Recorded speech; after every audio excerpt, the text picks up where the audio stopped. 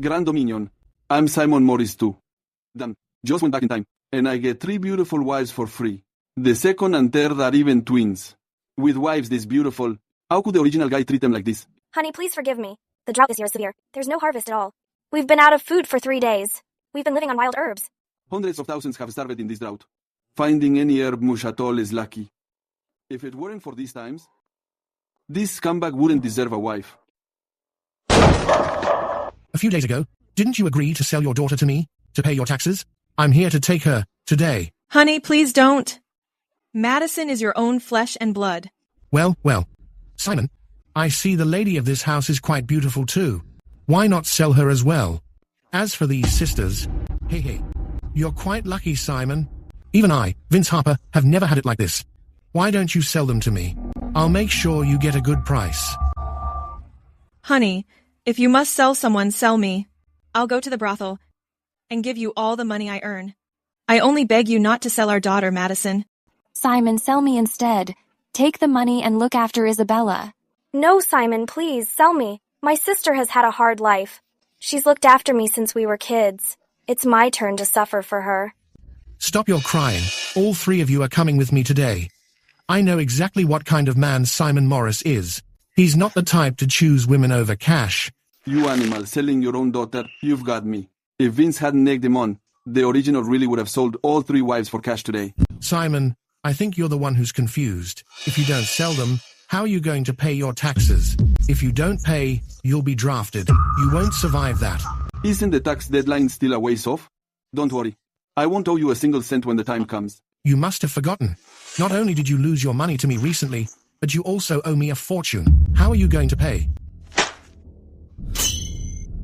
In just 1 day. The interest has hit 5 silver pieces. Tell you what, I've got an idea. What kind of idea? Since you're so attached to these beauties, why not let us have some fun with them for a few days? For one night, I'll credit you 30 cents. We'll bring them back once we're done. How's that? Generous, right? When it happens, you can just be our watchdog outside. I'll even tip you 10 cents. Think about it. You could make 40 cents a day. As for the draft, I might be able to delay it for you. Well, it's a win-win. Boss, you're way too good to us. I've never played with a woman this beautiful. Vince, in your dreams. Get the hell out of here, now. I might not take these 3 today, but the deal to sell your daughter, that was agreed upon already. What are you waiting for? Take the girl, and let's go. Come and try it if you're ready to die. What's up with this fuck-up today? He's actually ready to fight. Tomorrow is the deadline. Just wait until you're shipped off tomorrow. Once you're gone, these women will end up in my hands anyway. Damn it, I'm a traveler from another world. And I can't even protect my own family? If I don't have the money tomorrow, I'm dead. Daily intelligence system has been successfully bonded. System. My cheat code is finally here. There's always a way out. I'm saved. Today's intel. A large field mouse granary was found in the wasteland behind the village. This trip will definitely yield a bountiful harvest. Honey, are you going to borrow grain? How about I go instead? Your reputation in the village doesn't seem very good. I am going to borrow grain, but not from people. You ladies stay home and relax. I'll be back in a bit. Simon, I heard you're being conscripted. Oh, not even 1 in 10 soldiers makes it back alive. If I had any extra grain, I'd definitely lend it to you for your taxes. Don't worry, Maybor. The grain you worked so hard to borrow by sleeping with the village men, I'd feel bad taking it. When my father was alive, he often brought her and her idiot son over to our house to freeload. After he died, I stopped letting her. Now, this woman is riling up the villagers against my family. So I sleep with men, what's up? I enjoy it. It's better than a scoundrel like you gambling everything away. And letting your wives starve. Look everyone, Simon is heading out with a bag. Everyone be careful. Go home, quick. Simon is coming to borrow grain. This fuck up. He spends all day stealing instead of doing real work. Who would lend him grain? This is bad. Is he planning to steal something? Everyone, go back and watch your grain. No one's been to this wasteland in years. Who would have thought that underneath there's actually a mouse granary hidden? It figures the system didn't lie to me. There's at least 10 pounds of grain here. If we eat sparingly, it will be enough for us to eat for several days. Get out of my face. This grain was originally grown by people, now it's just being returned to its rightful owner. Listen, girls. Men who go to war never come back. I suggest you remarry as soon as possible. My son is actually quite a catch. Simon, when did you get back? You, Mabel. What the hell are you spewing? You're trying to come between us? You brat, you've grown some spine. You actually dare to hit me? I'm your elder after all. Besides, I'm doing this for your wives' sake. So my son is a bit slow, what's up? At least he's not like you. You'll be a dead man in a sec. For better or for worse, we are committed to our husband. We will never leave our husband. He took us in. We can never repay his kindness.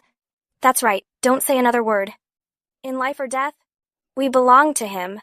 Where can I find such wonderful wives? Mabel, get out of my house. I promise, I won't hit you anymore. From now on, I'll take care of you. He said, he'll take care of me. Did those words really come from his mouth? By the way, did you manage to borrow grain? The taxes are due tomorrow. Look, what is this? This. So much grain. Honey, where did you get this? You didn't steal it, did you? If the owner comes looking for us... Didn't I tell you? I borrowed all of this. But... in these times, who would lend so much? It's a secret. I'll tell you later. Abigail, go and boil some of this rice now. Today's intel. Treasure inside the yellow dog. The watchdog of the wealthy Vince has a rare canine bezoar in its belly. A canine bezoar? I've heard it has detoxifying properties. It's a very precious medicinal ingredient. If I sell it to the town pharmacy, it might be enough to pay the taxes. Why are you up so early today? I shall prepare breakfast for you immediately. There's no need to trouble yourselves. I won't be eating. Today is the tax deadline. I must head out early. I need to earn the tax money. Husband, do you have a plan? I wonder how you intend to earn the tax money. Don't worry. I have my ways. Such a large tax? How can he raise it all in one day? Since yesterday, our husband has been so good to us.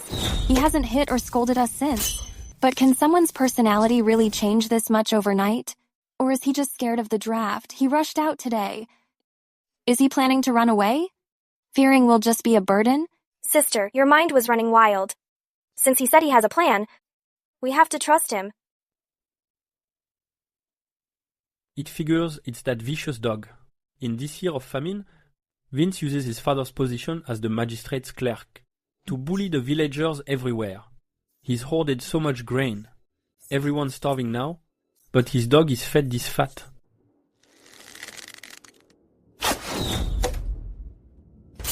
Got it.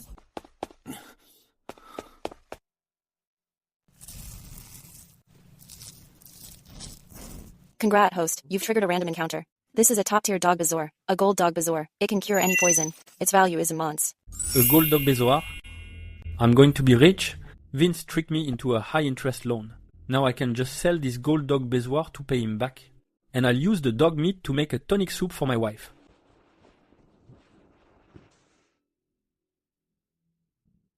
Do you buy medicinal herbs here? Oh look, it's Simon from Paradise Hamlet. What are you trying to peddle today? Haven't you sold off all your junk yet? It seems my predecessor around here was notorious. Even this pharmacy champ has to give me a hard time. You champ, why do you talk so much? I'm busy today, so I'll let it slide. This is the treasure I found today. Take a look at it. It's just a dog bezoar. This is good stuff. Where did you get this, Simon? Don't worry about that. Just tell me what this treasure is worth. 3 taels, firm price. What? Only 3 taels? How is that possible? Take it or leave it. Don't you see what times these are? People can't even afford to eat. Who has money for medicine? You champ must think I'm a novice. And you're trying to play me? It's just a dog bezoar. It's a decent herb, sure, but it's not valuable. 3 taels is a lot. If you don't believe me, go ask the other small shops in town. You champ have no vision. Open your damn eyes and look closer. This isn't some ordinary dog bezoar. It's a gold dog bezoar. What the hell is a golden canine bezoar? Never heard of it. Are you selling this or what? 3 taels of silver. It's enough for a bum like you to live it up for a while. A golden canine bezoar is the highest grade of bezoar. It's a rare treasure among them. You don't know quality. Just get your manager out here to take a look. Golden bezoar, silver bezoar, whatever. Are you so broke you've gone crazy, you lowlife? Coming to our pharmacy to pull this crap?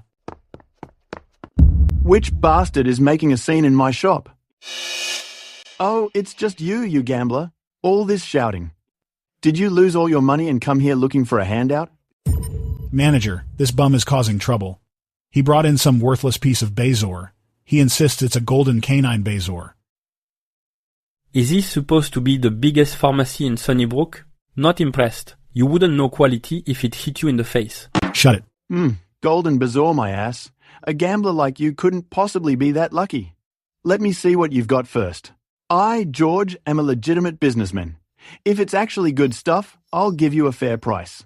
But if you're bringing in junk and trying to play me, don't blame me if I have you thrown out. I'm down?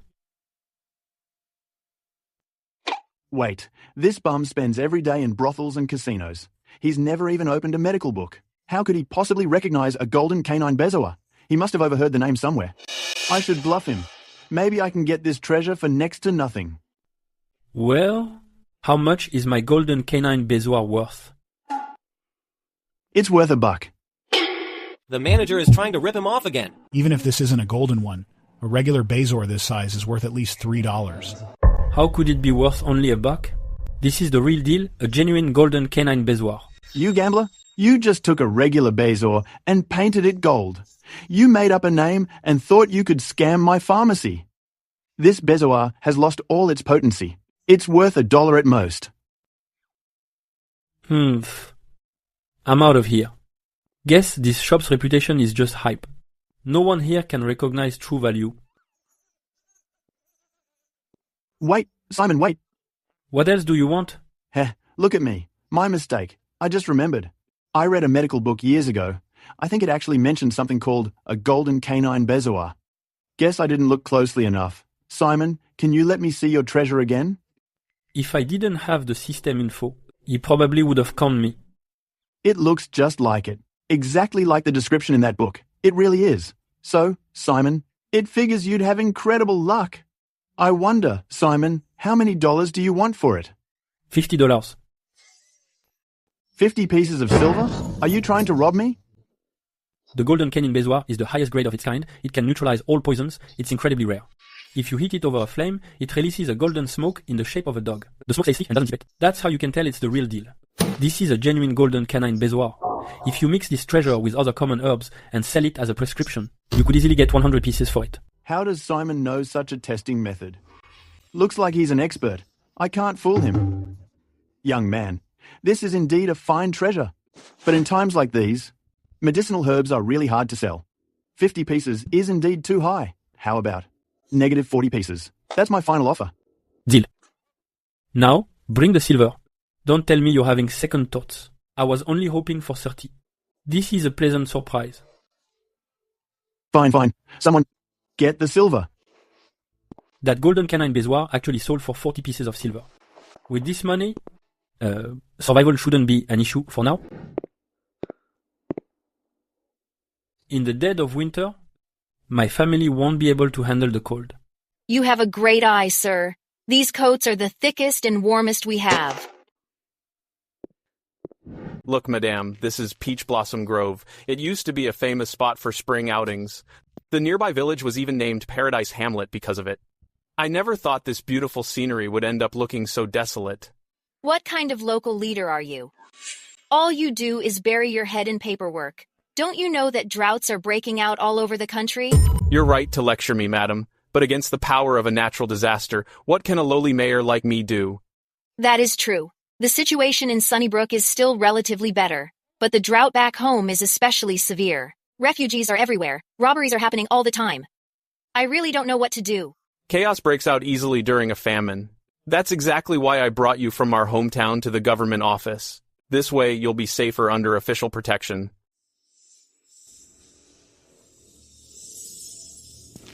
Emergency alert. Sharp-nosed pit viper detected.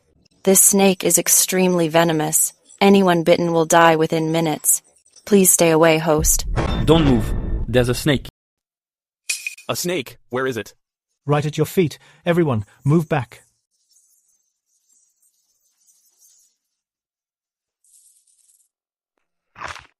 Of me leg. Quick, get over here and save Madame.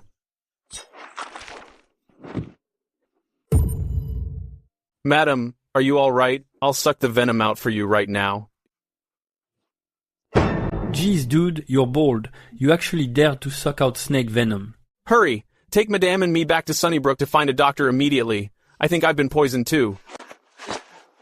Wait. This is a 5-pacer snake. If you move, the venom will spread through your whole body. A victim has at most half an incense stick's time. They'll surely die. Hurry, listen to him. Hurry over me and Madame. Madame, I didn't expect this. I haven't even brought you back to Sunnybrook to enjoy a single day of comfort. And now we're going to die here. There's no other way. I was going to save that dog treasure for later use. But it looks like I can't keep it today. This is a golden dog treasure, a miracle antidote. It should be able to neutralize this snake venom. I think I'm okay now. This young man saved us, Charles. You have to reward him properly. Understood, Madame. I, Charles Bennett, am not an ungrateful man. I'm the mayor of Sunnybrook. Thank you, sir, for taking matters into your own hands to save us. Young man, are you a herbalist out here gathering medicine?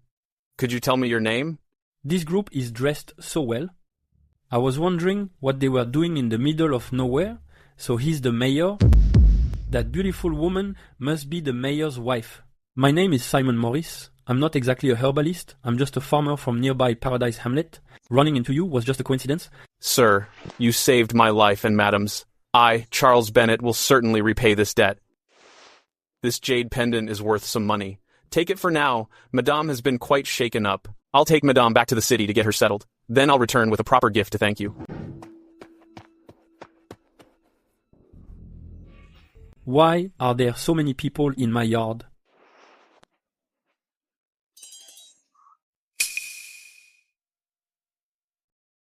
Did he really just run away? Hasn't he always been like this? I was a fool to think he actually cared. No matter how he treats me, I am his wife. I belong to him in life and in death. If you dare take one step closer today, I'll die right here. That's right. When she dies, I'm right behind her. I won't live without her. You'll have 3 lives on your hands. Even if your father is the magistrate's clerk, Vince, you'll still pay with your life. Vince. Simon's women. They wouldn't really do it, would they? Yeah, Vince, these women are a bit much. What if we actually drive them to their deaths? I'm doing you a favor, giving you a chance to serve me. If you behave, I'll let you go in a few months. If you want to do this the hard way, I'll sell you all to a brothel. Vince, you punk. Do you really think having a powerful father means you can do whatever you want? I'm going to kill you today. Ah, my ear. Simon, you idiot. You've lost it. How dare you try to kill someone in broad daylight? It's just a pity my aim is off. Otherwise, that arrow would have taken this sob's head off. It's you I'm killing, you brat. You dare to bully my family? Today, I'm turning you into a dead dog, Vince. I'm dead. This fuck-up looks like he's actually going to kill me. What should I do? Simon has totally out of his mind. Vince's dad is the county secretary. You only get one life. It doesn't matter who his father is. Vince is really in for it today. I never saw it before. Simon actually has some guts. He's a real man. Vince, what should we do? Should we just cave in? Yeah, Vince. Our lives are too precious. There's no need to die just for the sake of pride. Damn it. Do you think I don't know that? Who knew this guy was so out of his mind, daring to kill someone in broad daylight? I wonder if it's too late to cave in now. It's my husband. He's back. My husband never gave us up. Simon, we're just happy you're back. But you absolutely cannot kill Vince. She's right. Simon, don't kill him. Don't become a murderer because of us. Right, Simon. A life for a life. You're still young. Don't go down the path of crime. Simon, if you kill him, your wives and daughter will be dragged into this too. You're a hero, a real man. You take responsibility for your actions. But could you really let the women in your family suffer? Just ignore me. Just let me go like I'm nothing. I'll totally stay in line from now on. I promise I won't bother your family again. Killing Vince? Might feel good for a moment, but what will happen to my wives and daughter? Fine. Now, bow your head and call me Dad, and I'll let you go. I'm down, Simon. Just put the bow down first. Careful, your hand slipped. You might hurt me. Enough already. I'll count to 3. 3. Vince, hurry up. Your life is more important. Shut up, you dumbass. I don't need you to tell me that. Dad. Simon, you're my dad. I'm your son. I promise I'll never come back to harass you again, Dad. Can you let me go now? Vince actually called him Dad. Simon really isn't afraid of anything. This is hilarious. Vince, in this neighborhood, won't be able to show his face again. Here's 10 grand. That's enough to pay the taxes and what I owe you. Everyone here is a witness. From now on, we don't owe each other a thing. Take the money and kick rocks. If you ever step foot into my yard again, I'll take your life. Dad, I'm leaving right now. I don't want the money. How could I possibly take your money? We're leaving. We're leaving right now. Vince, are you really going to call that guy Dad from now on? Do we have to change how we address him too? You dumbass, I'm just being smart and playing it cool. Simon better watch his back. For the humiliation I suffered today, I'll pay him back 100-fold. When the time comes, I'll tear you to pieces and feed you to my dog. Speaking of which, why haven't I seen my dog? Where is Goldie? Where is my big dog, Goldie? Vince, you lost your ear too. Shut up, you idiot. Simon, I didn't think you'd have the balls now. We misjudged you in the past. Don't get happy too soon. Vince is the type to hold a grudge. He'll come back with backup sooner or later. Take your family and run. When Vince's dad, the advisor, returns, you really won't be able to escape then. Everyone, thank you all for being witnesses today. It's getting late. I won't keep you any longer. I'll come by to thank you properly another day. Honey, I thought you didn't want us anymore. Your mind was running wild after what happened today. We've officially got beef with them. Honey, you're so good to us. But where did you get all this money? Honey, we'd rather live on scraps than have you risk everything for money. My silly girls, what are you thinking? I'll tell you in bed and explain it all in detail. Today's intel has been updated. Today's intel. Harold, at the east end of the village, has half a manual of the secret Clayton spear technique. Tip, bring some fine liquor. You might get an unexpected reward. In these hard times, I was worried about not having an insurance policy. I have to get this spear technique. Honey, I heard you mention the gold dog treasure last night. If Vince finds out, he'll definitely come for our lives. Between me and Vince is already a fight to the death. If he dares step foot in my house again, I'll blow his head off. No matter what you hear, don't come out. I'll go deal with him. I am the wife of the Sunnybrook magistrate. These must be our benefactor's wives. You ladies are truly stunning. So lovely. Standing next to a hero like our benefactor. You make a perfect match. You're too kind, madam. Benefactor, the master is busy with official business. He couldn't get away, so he had me prepare some modest gifts to come and thank you in person first. With this fine liquor, Harold's half of the Clayton spear technique will be a piece of cake to get.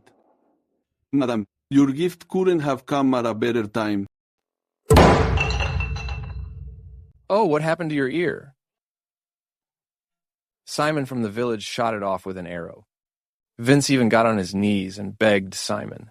Vince even called Simon Daddy. You two, shut up. I'll tell him myself. Dad, Simon is a degenerate gambler. He owes me a lot of money. I went to collect the debt, but he didn't just refuse to pay. He even tried to kill me. That arrow missed my head by an inch. Just 1 inch, and you'd never see me again. Simon dared to hurt my son. He's dead meat. There have been more and more refugees lately. Once we deal with this batch, quickly take a gift and visit our benefactor. Don't keep him waiting. Sheriff, someone committed a crime in broad daylight today. He nearly shot my son dead. This thug needs to be thrown in jail immediately. That's right, Sheriff. If I hadn't moved fast, my head would be gone. Scum like him must be arrested and executed. Otherwise, this thug will kill more innocent people.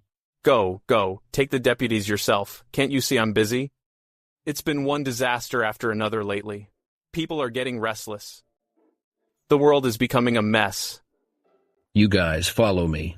We're going to arrest a murderous thug. What? Such a monster exists?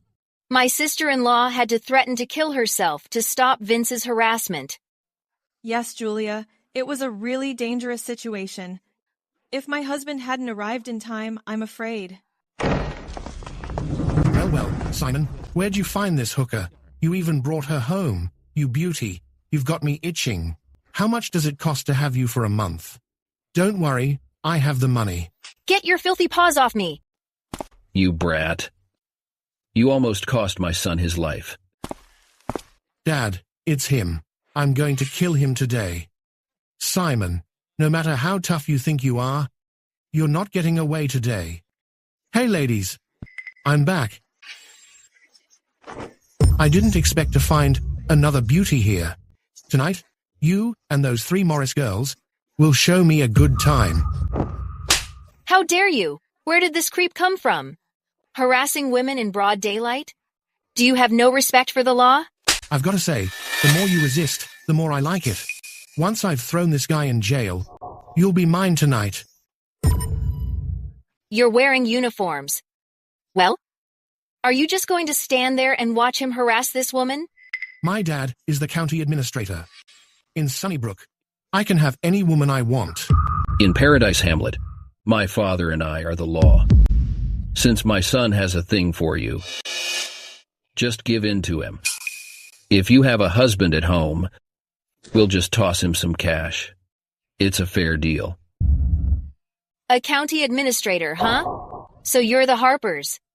Bullying women and causing trouble. Is Sunnybrook really run by scum like you? What trouble?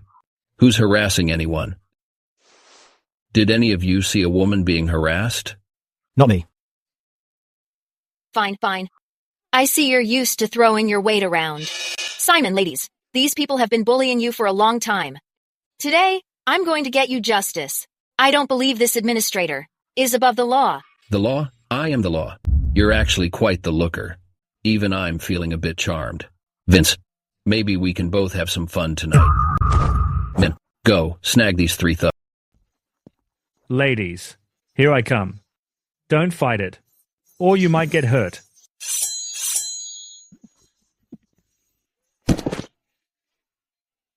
It hurts so much. It hurts so much. Dad. It hurts, Dad. How dare this thug hurt my son right in front of me? You guys, get him right now. Avenge my son. A mayor assistant. Just a staffer hired by the mayor. You have no actual authority. Yet you act like such a big shot. If my husband knew that there is trash like you in the mayor's office, he would have you thrown in jail immediately. This beauty carries herself with such authority. Could she be the wife of an official? You certainly talk big. I wonder which colleague is your husband. My husband is the mayor of Sunnybrook, Charles Bennett. Disrespecting and trying to kidnap the mayor's wife. Vince, you and your father have some nerve. I heard the mayor say yesterday that he was bringing his wife from their hometown to live the good life. Could it be her? I'm screwed. Why isn't the mayor's wife staying in the city? What is she doing out here in the country? Am I going to go down like this? Do you have any ID? Otherwise, how can you prove you're the mayor's wife? I was in a hurry when I left today, and didn't bring any ID. You still dare to impersonate the mayor's wife?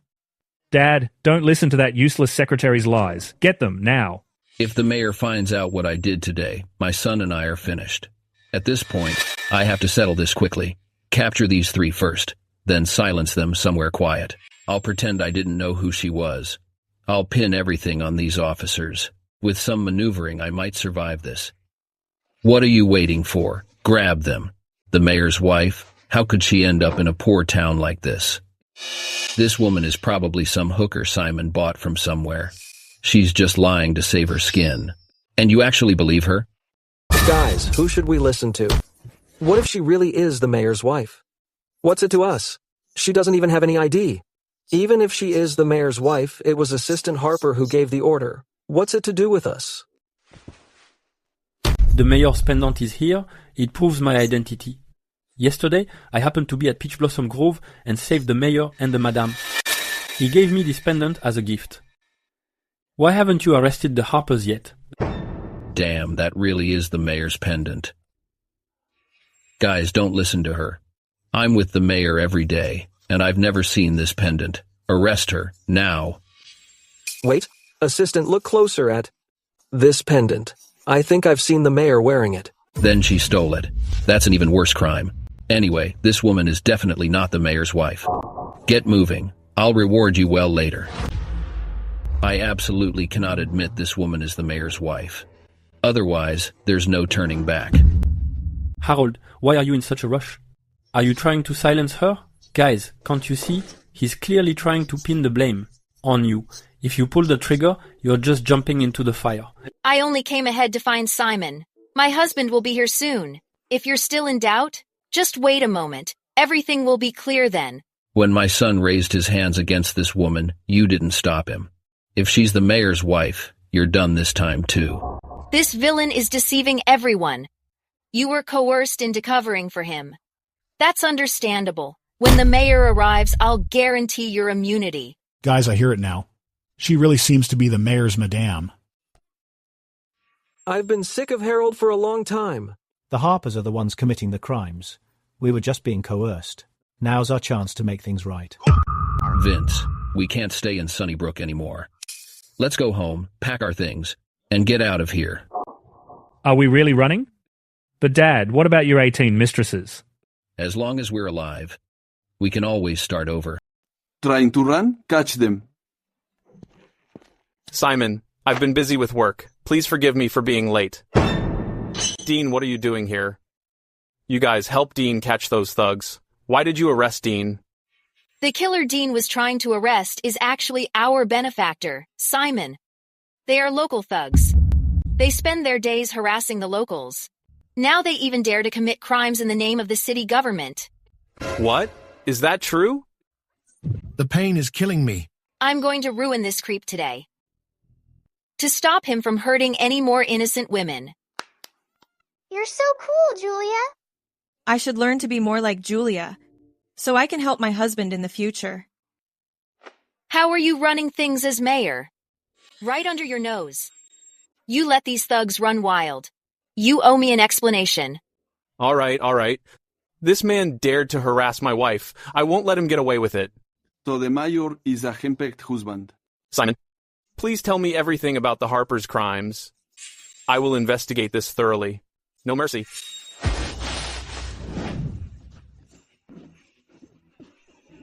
I can't believe such thugs exist. Harassing people under my authority, kidnapping women, and nearly hurting my wife. Someone bring in these gifts for Simon. About these two scumbags. I'll personally throw them in jail. Girls, the mayor is quite generous. We'll be the wealthiest in the neighborhood now. Husband, I was so worried yesterday. I didn't expect everything to change today. Now that the Harpers are in jail...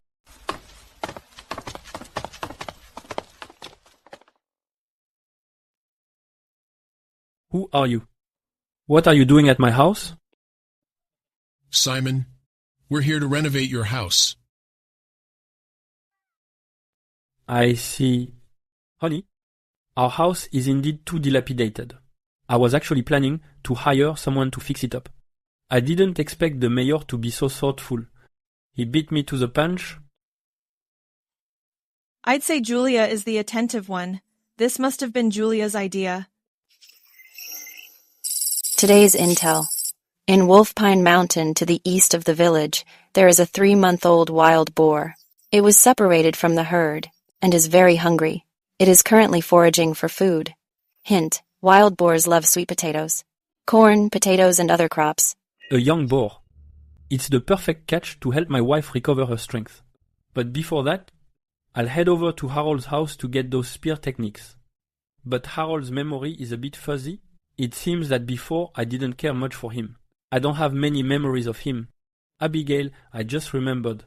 Behind our village, isn't there an old man named Clayton? There is. But he's out of his mind all day. He's always claiming to be a descendant of Leonard Clayton. No one in the village wants to associate with him. Honey, why are you asking about him? Sweetheart, you stay home and supervise the contractors. I'm heading out for a bit. You'll find out when I get back.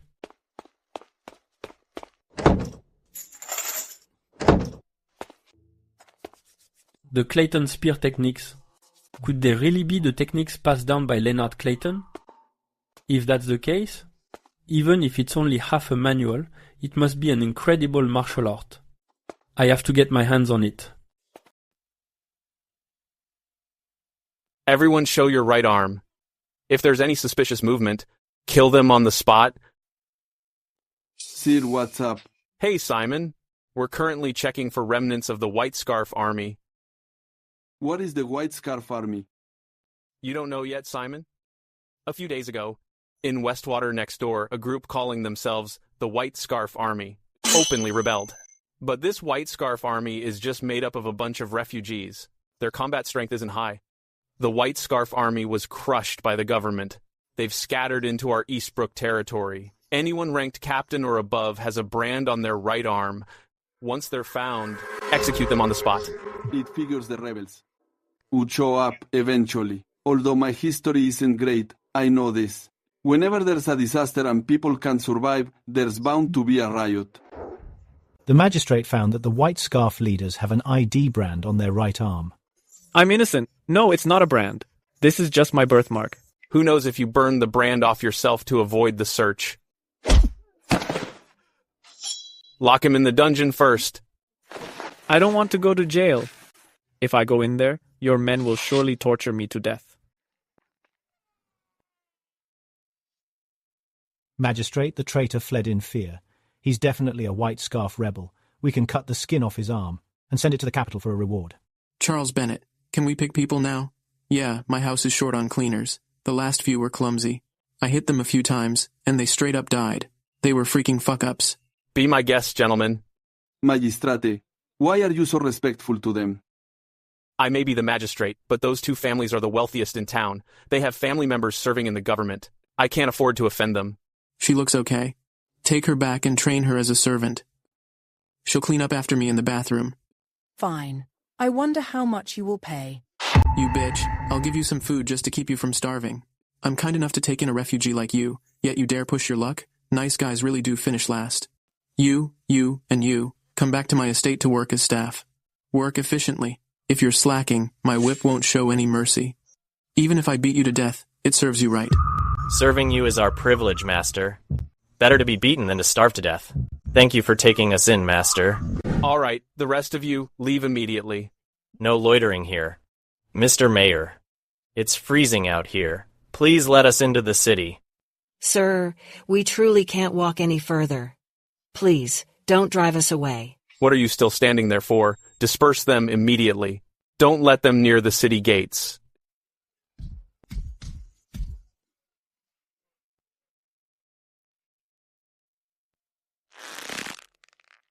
In this cruel world, life is as cheap as grass. At least Vince Harper is still bound by the law. But when these powerful men bully the people, it's considered perfectly normal. Mr. Major? The city has a shelter to take in refugees. Why won't you let them in? That was indeed the case before. But since the White Turban rebels started the uprising, the government has strictly forbidden cities from taking in refugees. These people have no fixed addresses, and their movements are unpredictable. They're hard to manage. Just a few days ago, there were several cases of refugees committing theft and robbery in the city. Furthermore, it's very likely that these refugees are actually the scattered remnants of the White Turban rebels. The government has decreed that anyone trying to force their way into the city will be treated as rebels and shot on the spot. That's right. These lowlifes don't even bother to farm their own land. They don't have enough food to eat, so if they starve, it serves them right. Without travel permits, leaving their territory is a serious crime. Expelling them now is already an act of mercy. But driving them out of the city will surely lead to them freezing or starving to death. I understand. Simon, you have a kind heart. but these refugees are the source of the chaos. As the mayor of Sunnybrook, I must consider the safety of the tens of thousands of citizens here. The world is truly falling into chaos. I need to make plans soon. First, I'll obtain the Clayton family marksmanship and practice diligently every day. With these combat skills to protect me, only then can I protect everything I hold dear. Is this the Golden Dragon Tavern? They say this is the largest branch of the Heartland's Chamber of Commerce tavern chain. It figures it's so luxurious. I heard it's quite expensive here. Back when I frequented brothels, I never set foot in a place like this. You have a striking presence, sir. Would you like to drink on the first floor, or have a private room on the second? At our establishment, we have whatever entertainment you desire. Refugees are everywhere outside the city walls, yet the wealthy inside still live in decadence. I have important business today, so I can't stay long. Give me a jar of your best wine. I'll take it to go. You're very generous, sir. Our most famous brew is the Immortal's Bliss. Once you drink it, it feels like you've entered the realm of the gods. Is it really that magical? Then bring me a few jars. Harold loves his liquor. If I give him these, he'll definitely give me the Clayton family spear techniques. This wine is extremely rare. It's 100 taels of silver per jar. 100 taels? That's so expensive. I thought I was rich, but my entire fortune only buys one jar. Well, do you have any cheaper wine? No money, yet such a big attitude. I thought a big spender had arrived. Donkey Killer is 100 copper coins a jar. It's the cheapest drink we have. I'll take that.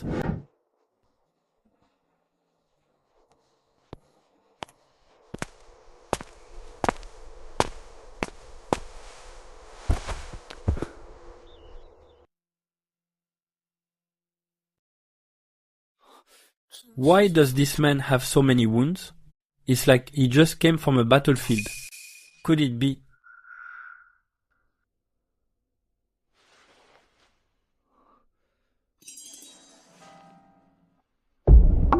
Oi. The White Turban Army. Thirsty. This is one of the insurgents. He looks like he's dying. What should I do? Whatever. If I leave now, he'll die here. Thanks, bro. I'm from out of state. Fled here just to survive. Could you spare some food? I, Aaron Carter, will make it worth your while. I wanted my wife to try this. This should last you a few days. Get moving as soon as you can. Don't bring any trouble to our neighborhood. These so-called insurgents, they're just people with nothing to eat. They're just banding together to find a way to survive.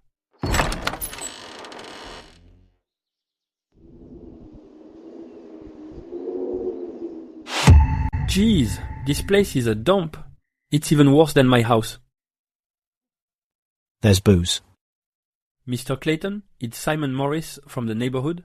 Do you remember me? Yeah. Hey, everyone in the neighborhood says you're a good man. Quickly, give me that booze. It figures. He's just an old drunk. His brain must be fried from all that drinking.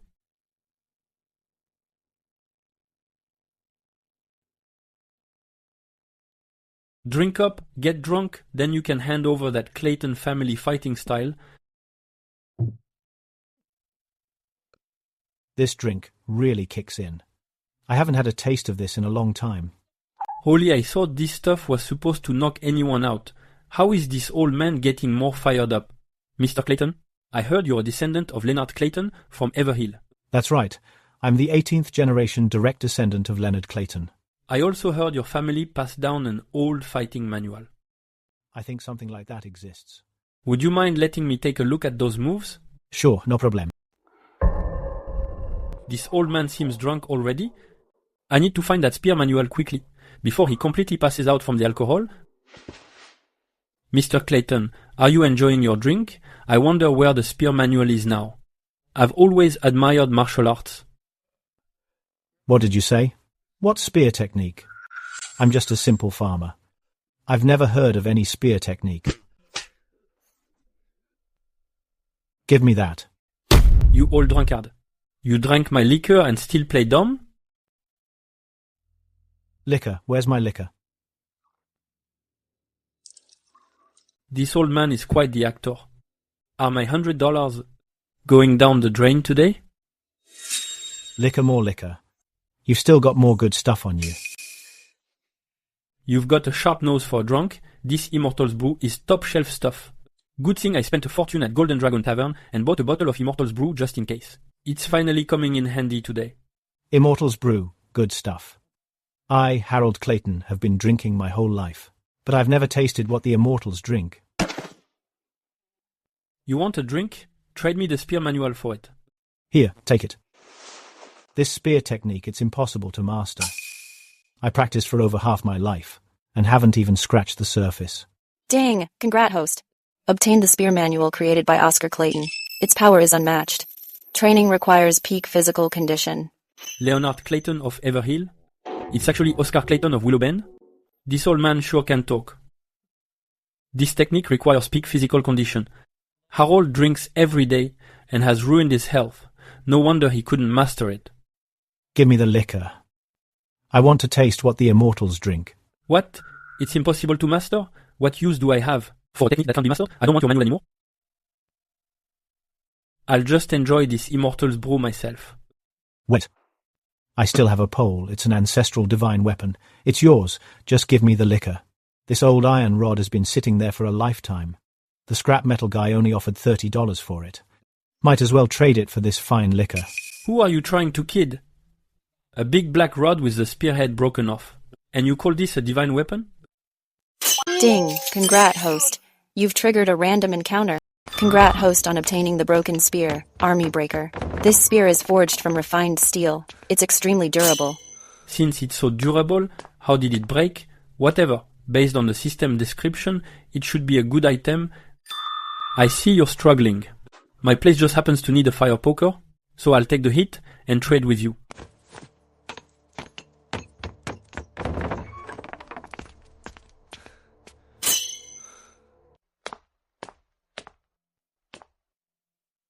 Mabel, what are you doing at my house again? Oh, Simon, you're finally back. Why are you carrying that big black rod? Let me feel your big black rod. Just tell me what you want. No duh, ladies. What is Mabel doing at our house again? I don't know. Mabel said she'd wait until you got back. I wonder what Mabel is up to now. I'm very busy. I don't have time for you. Speed it out. It's like this. My family is almost out of food. My boy is hitting a growth spurt, so I wanted to borrow some from you. We don't even have enough for ourselves. I saw it with my own eyes. A group of people carried several crates in yesterday. They were full of food. Just spare a little for me. With all this food, you can't possibly eat it all. If I can't finish it, I'll feed it to the dogs. Don't you usually find men to sleep with in exchange for food? How come you're undateable in the village now? Then again, with the way things are these days, nobody has any spare food. With your looks, no man in this village would waste life-saving food on an old bag like you. Simon, what are you saying? I'm really not that kind of person. Simon, I'm actually not that much older than you. If you're willing to give me some food, I'll stay with you tonight. Your wives might be beautiful, but they are so proper. They must be so boring at night. But I'm different. I know plenty of tricks. I'll show them all to you tonight. No wonder Mabel is dressed so light in the middle of winter. She's clearly trying to seduce me. Mabel, how can you say such things so shamelessly in front of us? Have you no shame? Everyone in the village knows that Simon sent Vince Harper to jail. A man as capable as him, what woman wouldn't want him? He'll probably take 7 or 8 more wives later, so you'd better get used to the idea soon. Simon used to frequent the clubs all the time because you didn't know how to please him. Tonight, I'll show you how. What if she really seduces our husband? What should we do? No, that's not true. Mabel, get out of our house right now. You're not welcome here. Yes, leave. Kicking me out, girls? You've forgotten your place. Simon is the owner of this house. Simon, I think these women need another beating. They'll behave once you rough them up. Husband, don't listen to her. Don't worry, wives. As for what Mabel said, I won't believe a single word. Husband, I believe you. We believe you too. Get out of my house right now. I won't give you a single cent. How dare you, Simon? We've been neighbors for years, yet you have no heart at all. When my father was alive, you came over for meat every day. After he died, you turned the whole village against me. You call that having a heart? Why are you so petty? Get out, or do I have to make you? Husband, actually, Mabel has had it rough. She raised her son all by herself. Staying close to the men in the village was only because she had to survive. I know. If she hadn't mocked me, I wouldn't have been so harsh. When we were struggling a few days ago, Mabel even kicked us while we were down. Why should we help her now? Isabella, what are you doing? As long as you like it, husband. I'm down to learn. I'll learn too, I'm down for it. It seems my wives have been provoked by Mabel. Fine. Since you girls want to learn, I'll give you a proper lesson tonight. Today's intel. A flock of hazel grouse appeared in Wolfpine Mountain. They're foraging. They're extremely hard to catch. Unexplored intel. In Wolfpine Mountain, there's a 3-month-old wild boar. It's been separated from the herd. It's wandering around looking for food. Husband, you were so naughty last night. Last night, I taught you everything I know. I have nothing left to teach. You ladies must be exhausted. Rest well at home today. I'm going up the mountain to hunt, to help you all recover. This is the spot? The intel said the hazel grouse are around here, but they are very skittish. I'll need traps to catch them. Alright, I'll check the hole tomorrow. I'll find that wild boar today. Little piggy, where are you? You must be starving. I've got something tasty for you.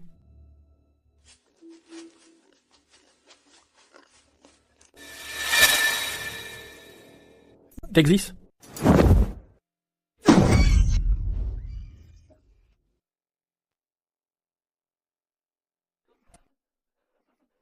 I'm having wild boar with the wives today.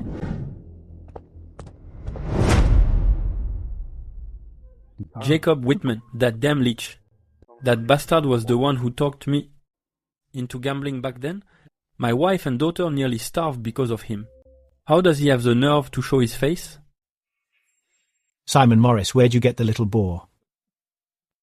Your sister-in-law caught a nasty cold recently. She needs some meat to recover. Thanks, Simon. Everyone knows you're a stand-up guy.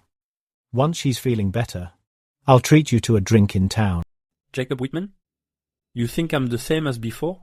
That a few sweet words from you will make me hand over this meat?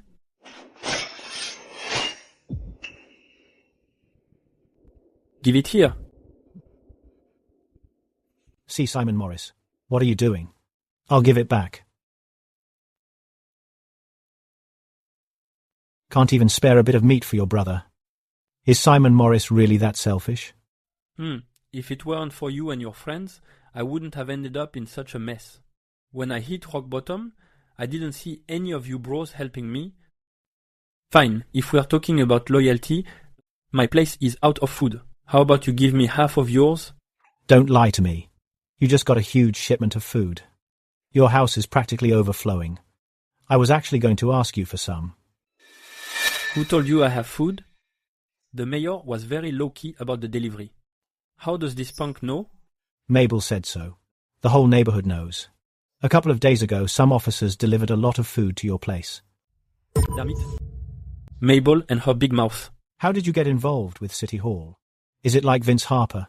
Do you have a relative working there? Wait, no. Aren't you all alone? This kid used to be such a pushover. How did he change?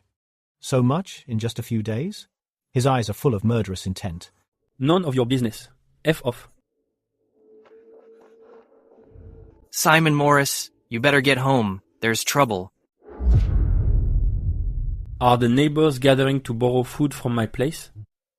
Exactly. Those old bros of yours are leading the charge, egging everyone else in the neighborhood on to go to your house for food. Felix Spencer was my childhood friend, but then I went down the wrong path and started fooling around with a bad crowd. He distanced himself from me. I didn't expect him to come warn me now. Felix Spencer, thanks for the heads up. Once I've handled this, I'll come by to thank you properly. In these times of famine, when people are starving, they'll do anything. Abigail, Claire, Isabella, Madison, please don't let anything happen to you. He's just one guy. Everyone follow me.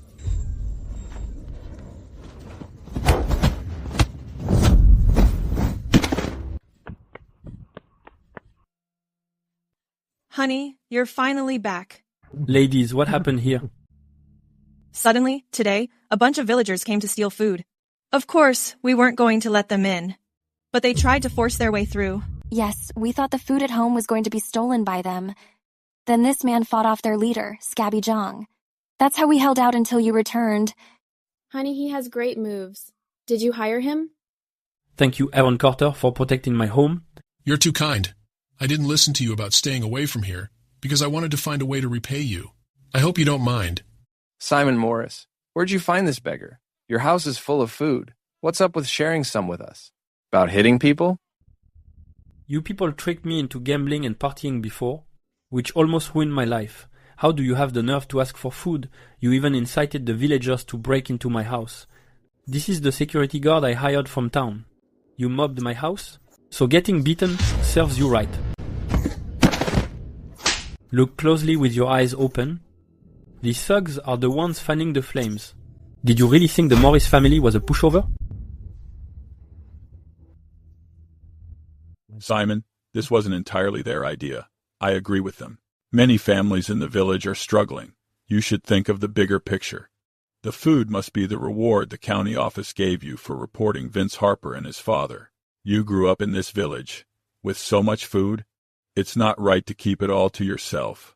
Today, as the village chief, I'll make the call for you.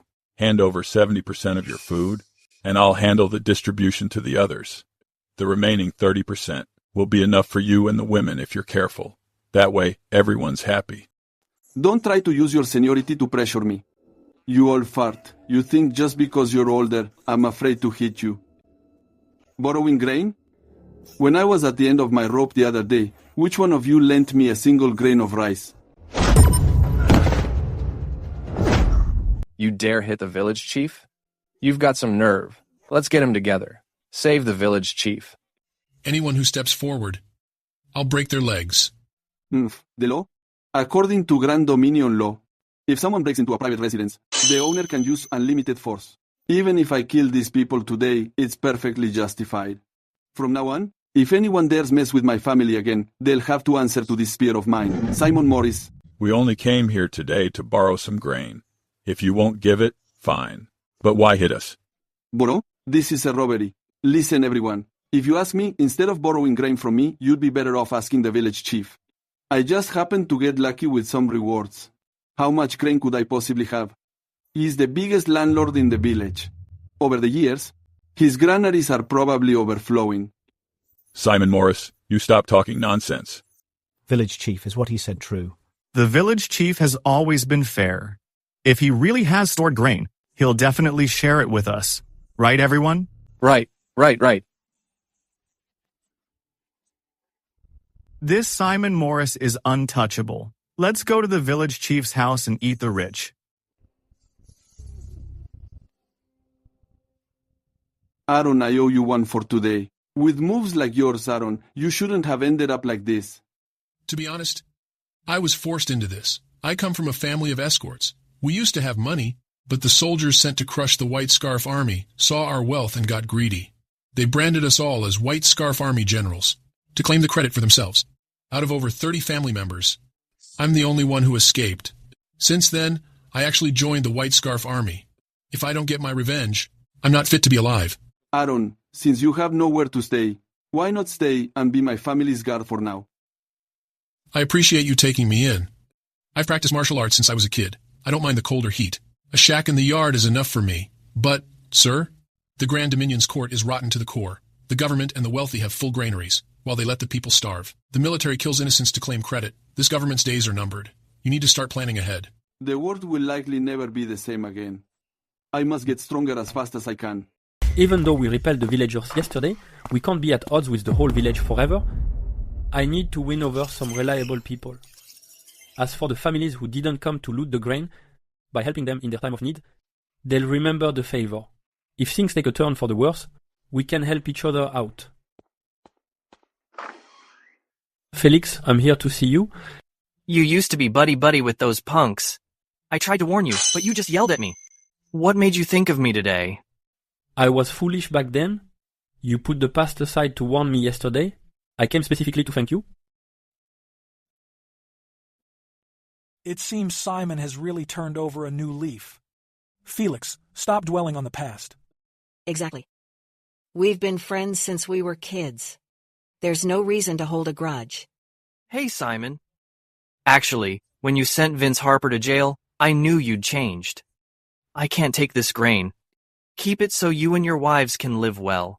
Don't refuse. You wouldn't want your parents to go hungry, would you? Fine, I, Felix Spencer, won't take this for nothing. If you need anything, Simon, just let me know. Don't worry, I won't be shy about it. If you ever run out of food, come find me anytime. Simon, thank you. In this world, honest families are running out of food. Everyone's just barely hanging on. Simon Morris is a completely different man. This bag of grain is a total lifesaver. If those dicks try to loot Simon's place again, we'll go help Simon out.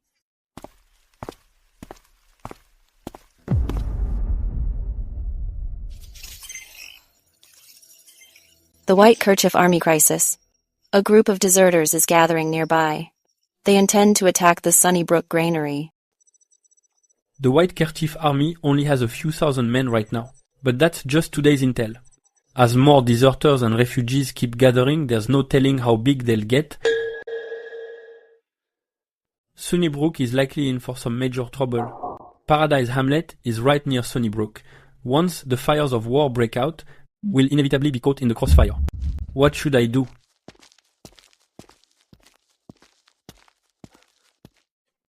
Simon. Just the man I wanted to see. Oh, it's the two of you from the magistrate's office. Are you here on official business today? Lee, why don't you fill Simon in first? I'll go gather the villagers. All right, go ahead. Simon, here's the deal. The magistrate sees the refugees increasing every day, and white kerchief deserters keep pouring into the county. He's worried things might go south. He's decided to form a militia in every village to protect the towns and nip trouble in the bud. If any enemy activity is spotted, it can be reported immediately. I see. I was actually worrying about this today. It figures the magistrate is a man of great foresight. That magistrate actually knows how to get things done. In other villages, the people elect their own commanders. But for Paradise Hamlet, the magistrate gave special orders. He's straight up appointing you as the militia commander. Straight up appointing me? Exactly. Even though it's not an official rank, you'll have 30 to 50 men under you. You have a big responsibility. What about the militia's rations and the cost of daily training? Who's paying for that? Opening the granary requires reporting through every level of government. The magistrate can't call the shots alone, and not a single rich family in town is willing to donate grain. The office can only provide some weapons and bamboo armor for now. Geez. A fancy title but no food. How am I supposed to build a militia like that? Still, I do need this title. Chaos is coming. If I can control this force, I'll have a better shot at surviving when war breaks out. Appointing Simon Morris of Paradise Hamlet as the village guard commander.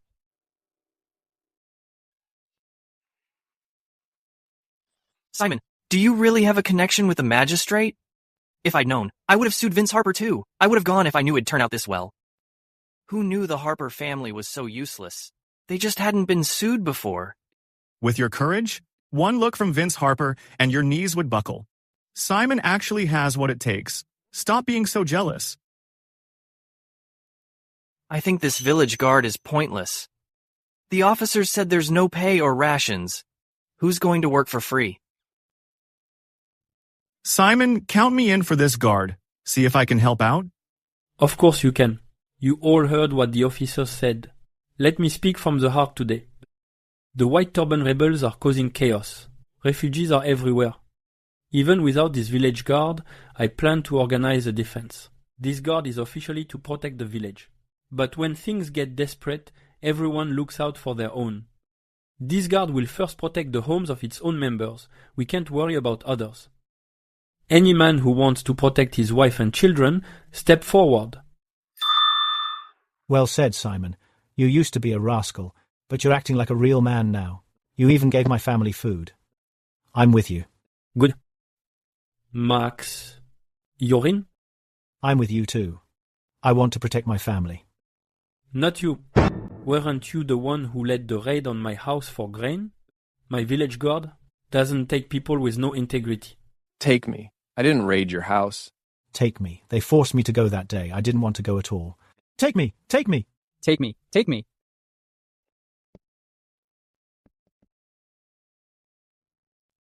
Including Aaron Carter? I'll take 10 men for the first group. I'll train them to be my inner circle, then gradually expand the team.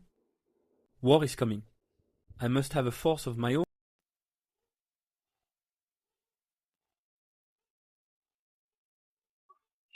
The militia's putting on quite a show. They're training so hard, they'll get hungry fast. I wonder how much food their families have left. If Simon Morris tries to borrow grain in the militia's name, I'm not lending him any. Even if there are rebels in Westwater. What's that got to do with us? These dumbasses are working so hard. They actually take this militia seriously, using their own food to work for the public. Aren't they just fools? I can't do it. I'm done. Commander, this spear technique you taught is exhausting. I need to go home and eat. Hey, everyone, take a break. It's noon. Time for lunch. The Clayton spear technique is powerful, but practicing it takes a lot out of you. You have to be well fed.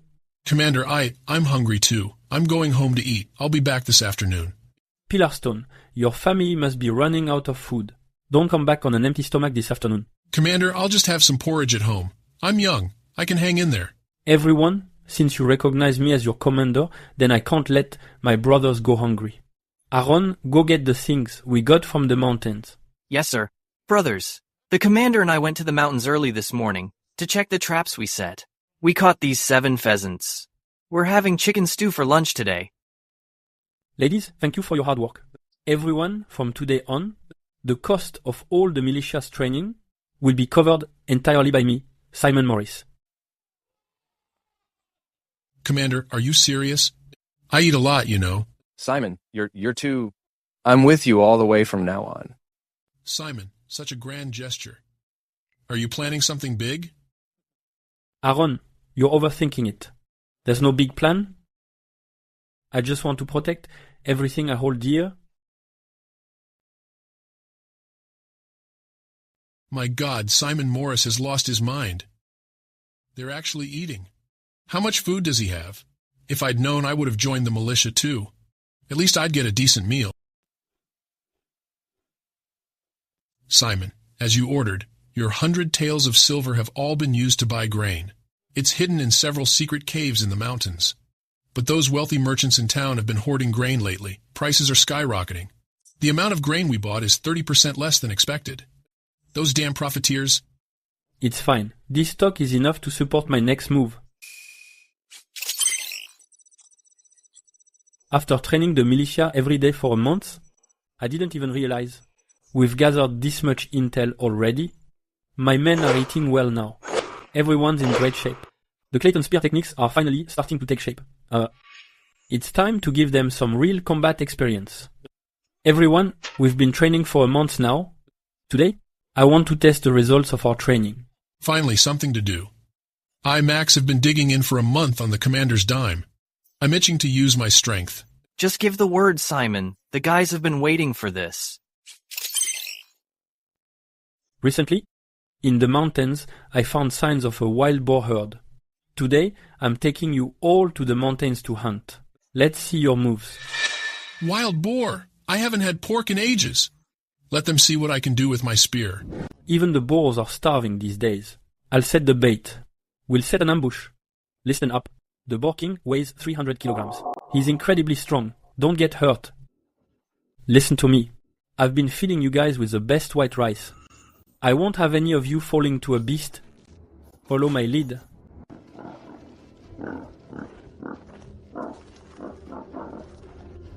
Brothers, strike.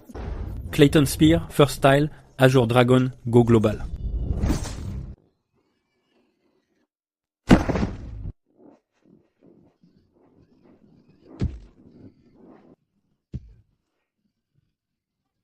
Pork! All that pork is mine.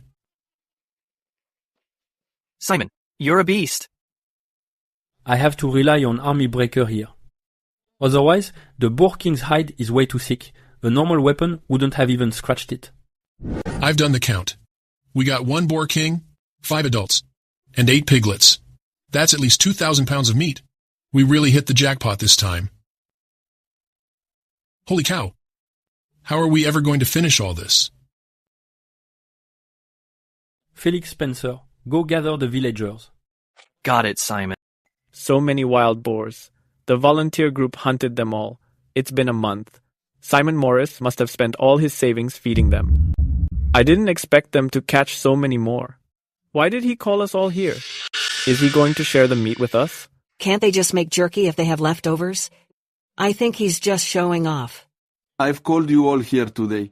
For one reason. The volunteer group is recruiting. They're hiring again?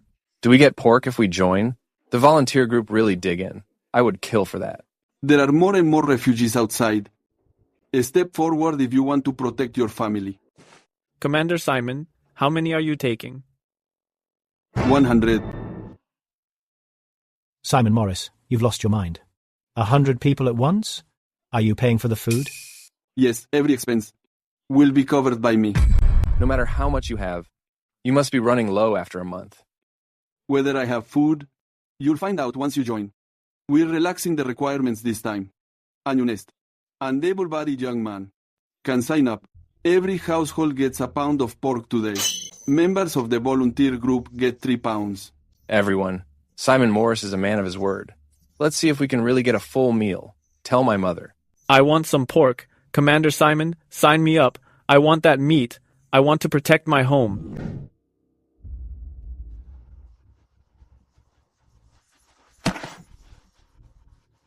Sir, please have mercy. I'm a law-abiding citizen. I've never broken the law. You remnant of the White Turban Army. You must have a flame tattoo branded on your arm. Look, I really don't have one. If I say you're a white turban, then you are.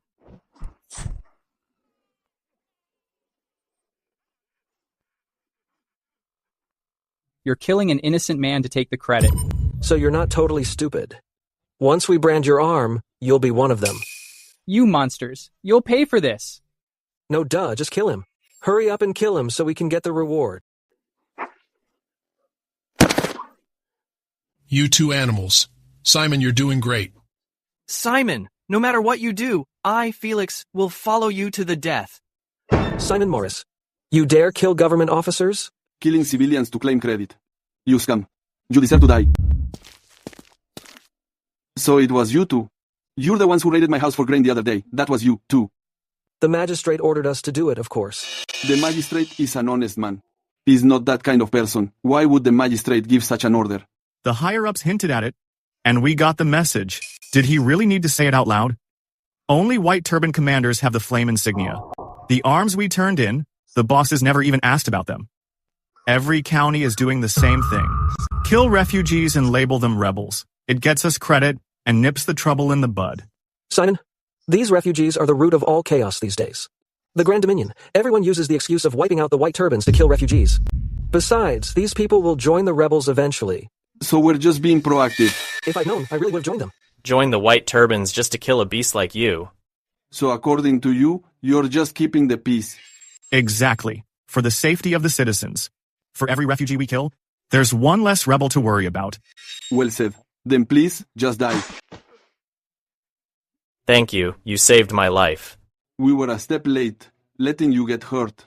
I'm sorry. Don't blame yourself. Blame this government. Their oppression leaves us no choice but to revolt. I'm going to join the White Turbans. I will have my revenge.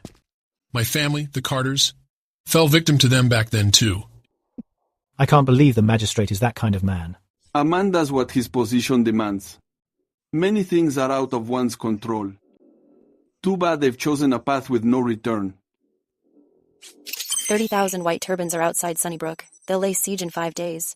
All across Eastbrook, refugee armies are ready to revolt at any moment. Aaron, I still have 30 silver pieces at home. Spend it all on grain in the city over the next 2 days. Yes, but Simon, your savings. Do you really want to spend it all? Money is just a dead object. When the world falls into chaos, food is the only real currency. The Grand Dominion's days are numbered. Listen up. Starting today, the militia will be divided into 10 squads. 10 people per squad. The first group will be the captains. Follow all orders strictly. We work as one. Understood. This place is easy to defend and well hidden. From now on, this will be the militia headquarters. There are plenty of iron vines in the valley. They can be woven into armor after being soaked in tung oil. The protection is excellent. Isaac Dalton and Owen Preston take 20 men, go to the woods and collect iron vines. Follow the method I taught you. Have the village women weave them into armor. Samuel Whitman and Derek Harper lead the patrol. Listen for any news, especially regarding any movement nearby. Report to me every day. Felix Spencer and Aaron Carter come hunting with me. Let's get some meat for the guys. The rest of you, build houses here. Move all families here within 5 days. Understood. What is the commander doing? We were doing fine in the village. Exactly. We were doing just fine. Why move into these mountains? My wife won't be happy about this. The commander is on it. It is like we are preparing for war. Whatever. The commander feeds us. We just do as he says.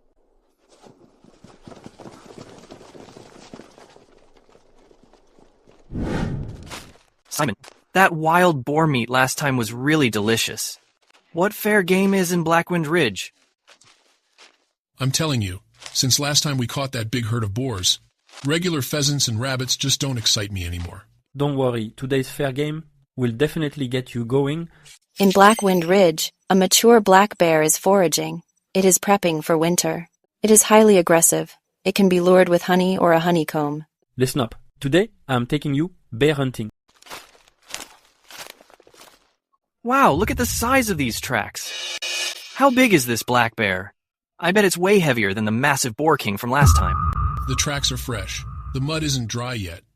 It must have been left this morning. It should be out foraging right now. Simon, you really know your stuff. My father was the best hunter in the village. I learned everything from him. I've never had bear meat before. I wonder what it tastes like. Although there's a saying, boar first, bear second, and then the tiger, but that's just a rumor. When it comes to real danger, this black bear is way worse than any boar. This time, we'll use our heads.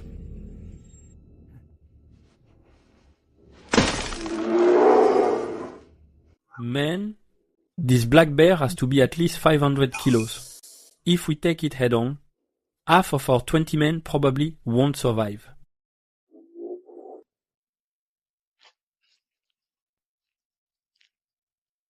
It's going down.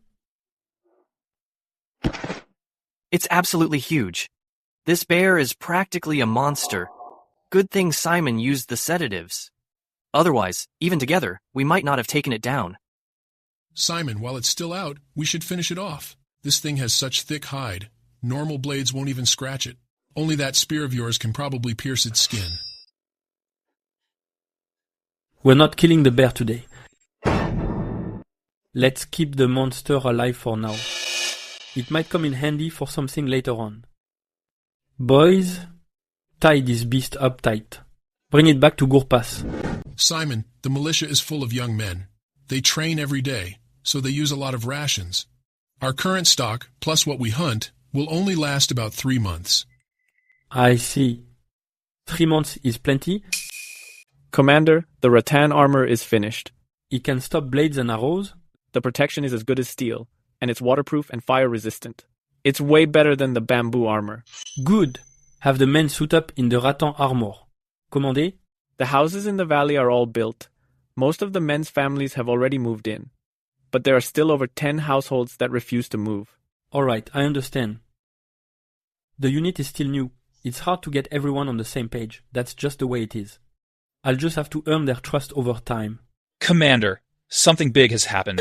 Early this morning, a mob gathered under the name of the White Kerchief Army and surrounded Sunnybrook. There are over 30,000 of them. The day has finally come. Effective today, the whole regiment is on combat alert. Ready the rattan armor, spears, and bows. Continue building the houses in the valley. Keep expanding. Later, we'll move everyone from Paradise Hamlet who is willing to relocate into the valley. Felix, I'll give you a few locations in a bit. There should be plenty of wildlife there. Take some men and stock up on meat. Aaron, Max, take 10 men and follow me. We're going to scout the situation in Sunnybrook.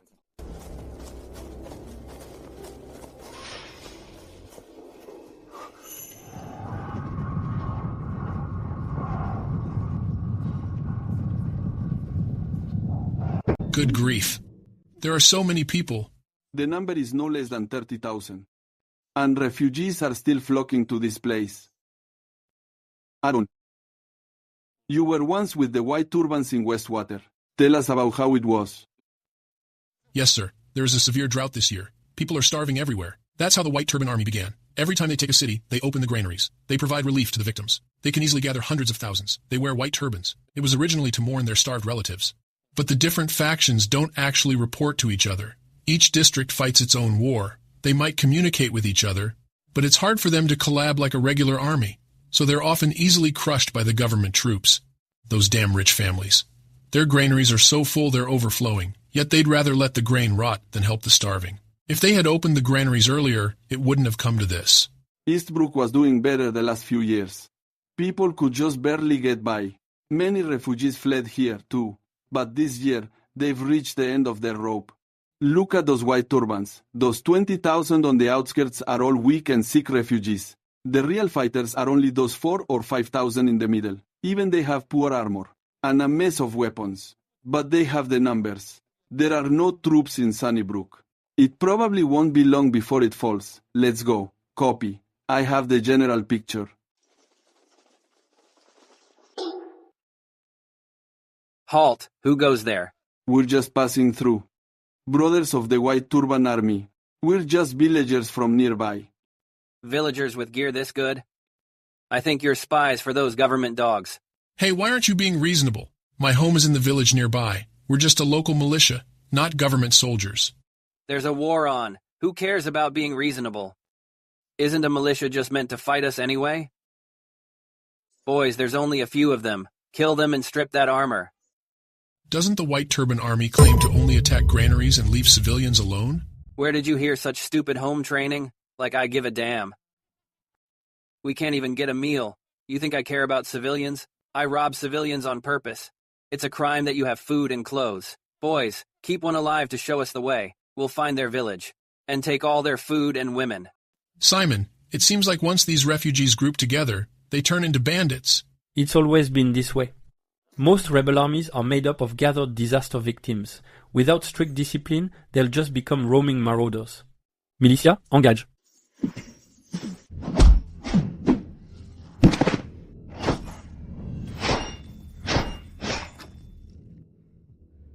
This White Turban Army has no training, is just a squad some refugees easily put together. They have zero combat effectiveness. Spare me. Mercy, please spare me. I was just a farmer before. I was starving and had no other choice. Commander, once I, Max, have a full stomach, I've got incredible strength. I can take these guys on all by myself. This rattan armor is really sturdy. None of our men were hurt. These people probably haven't had a full meal in days. They are nothing but a disorganized mob. They're no match for us.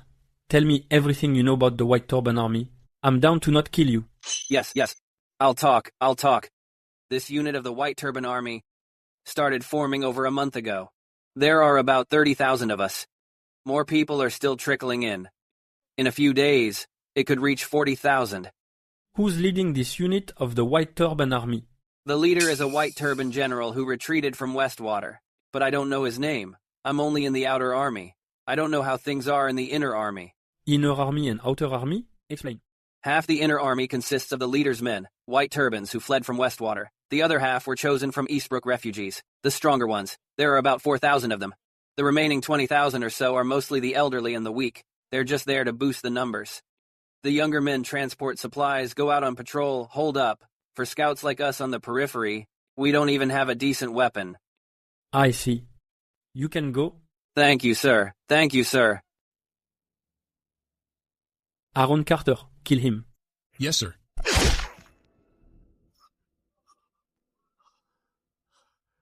You broke your word. I only said I wouldn't kill you. I never said anyone else couldn't. This guy is just part of the White Turban outer army. Their combat power is honestly pathetic. I wonder how the inner army fights. Truth is, there are very few elites in the White Turban Army. They're all just made up of refugees. As long as you wrap a white scarf around your head, anyone can call themselves a White Turban.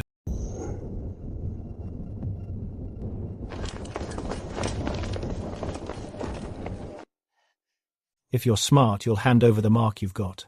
I haven't had meat in ages. No. If you're so tough, go hunt in the mountains yourself.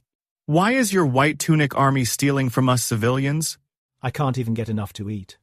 I don't care if you're a soldier or a civilian. Are these people really just farmers? Why are they so strong? They must be eating well every day. There must be plenty of food stored in this village. That group isn't going to be easy to handle. We'll lose a lot of men if a real fight breaks out. Let's stall them for now. Go find the other White Tunic Army brothers nearby. Tell them to support us after they've secured the other villages. Yes, sir. Samuel, when will our brothers from the mountains arrive? The message has already been sent.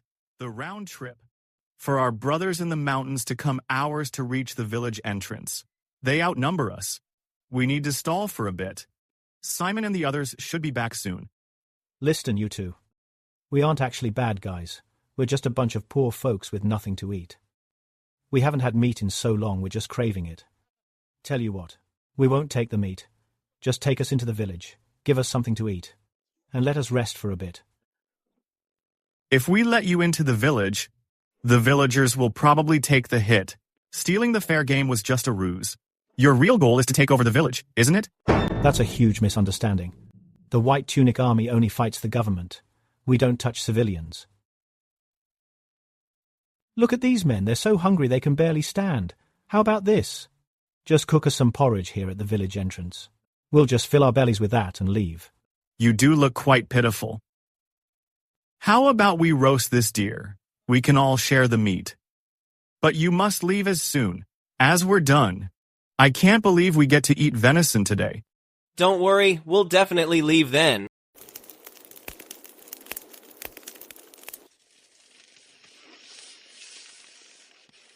These white turban guys are up to no good. They're clearly here to take over the village. Roast it slowly over a low flame. Stall for time. Wait for Simon and the others to back us up. Tell the boys. In a bit, I want you to take your time eating this barbecue. Stall until the other squads get here. Then Paradise Hamlet will be ours.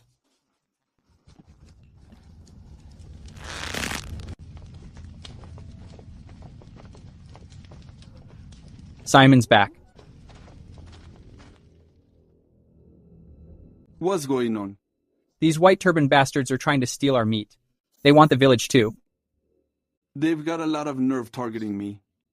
Kill these bandits. Fine then. So you were just stalling.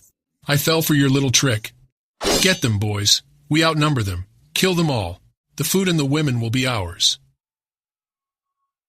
Militia, attack. Take no prisoners, boys. If we let these animals into the village, our parents and families will take the hit. Damn it, they're wearing armor. Captain, I can't get through it. The commander makes sure I'm fed well. I've got plenty of strength. How are you starving ghosts going to fight me?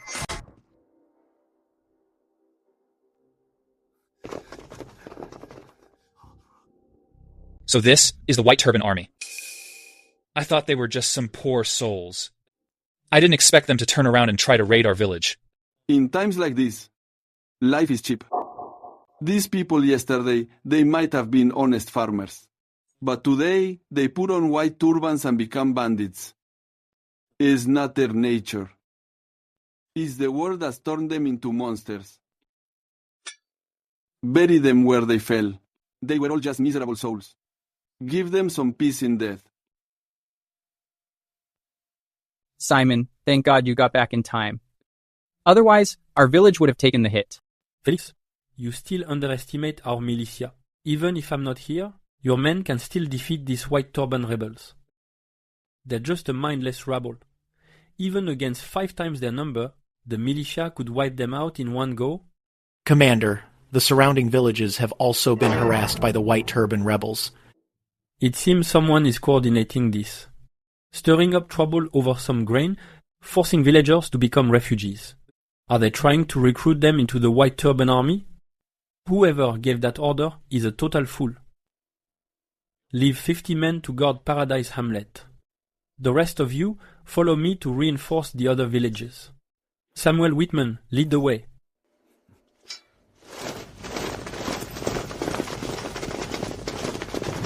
Lord, please, have mercy. Let us in to find something to eat. We're part of the White Turban Army, too. Get lost! You call yourselves the White Turban Army? You're just scavengers picking up scraps. Halt! Which unit are you with? This village is ours. If you want grain, find another village. You've got a death wish? If you don't want to die, scatter at once. Otherwise, don't blame my blade for what happens next.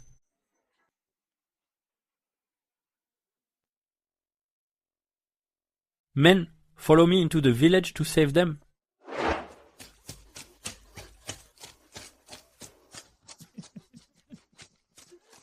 Don't come any closer. Please, let me go. Run all you want. It's been way too long since I've had a woman. I'm having my way with you today. Thank you for saving me. Simon Morris.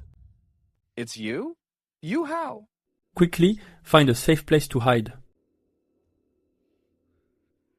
It's chaos. Everything is in chaos. Hear my command. Everyone split into 5 teams. Clear out the white turban rebels from the village. Kill anyone who resists. Old fart, you've hidden this well. You really are the village chief. I can't believe you're hiding so much food at home. Soldier, please leave us some. If you take it all, the villagers will starve. Let them starve. Why should you have food? While I go hungry? The militia is here. Die, you bastards!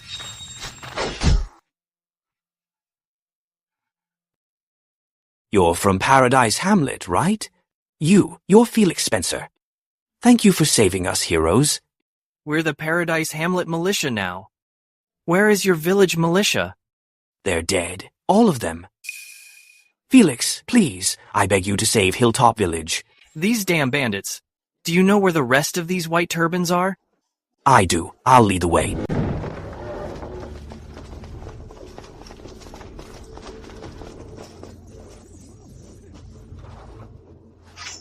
Which sob dares to interrupt my fun?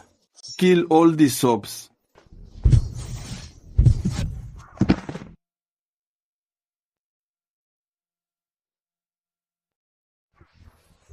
Simon, there's a white turban hiding here. He's a good man. He tried to help us and got beaten for it. Lord, I just couldn't stand by and watch them torment the villagers. Even though he was with the bandits, he still has a conscience and a sense of decency. Not bad. You're a real man. From now on, you're with us. What's the situation in the village? The white turbans in the village have been wiped clean. The villagers have all gathered at the threshing floor. Simon, this is their leader. Who sent you to take over the village? What's your objective? It was General Adam. He's one of the Commander-in-Chief's 3 generals. I report to him. The army is short on supplies. He sent us to borrow some food from the locals. Count them. Are all your men here? They're all here. It figures a hero would be this brave. I've got some strength, too, if you wouldn't mind. Since they're all here, then join them on their way out? This sob doing such evil and then begging for mercy. Militia, fall in. Follow me to the next village. Wait, Hero Simon. I'm willing to give up all our village's grain. I only ask that we can move to Paradise Hamlet. In these times, we never know when we'll be robbed again. I'd rather give the food to Simon. I just hope he'll give us a way to survive. Fine. Since you trust me, then follow my orders. I'll allow you to move into Paradise Hamlet. Build your own homes according to the plan. But don't you dare cause trouble. If I catch you, I'll show no mercy. I'll manage all the food supplies. They'll be distributed based on need. Aaron, from the young men of Hilltop Village. Recruit the best into the militia.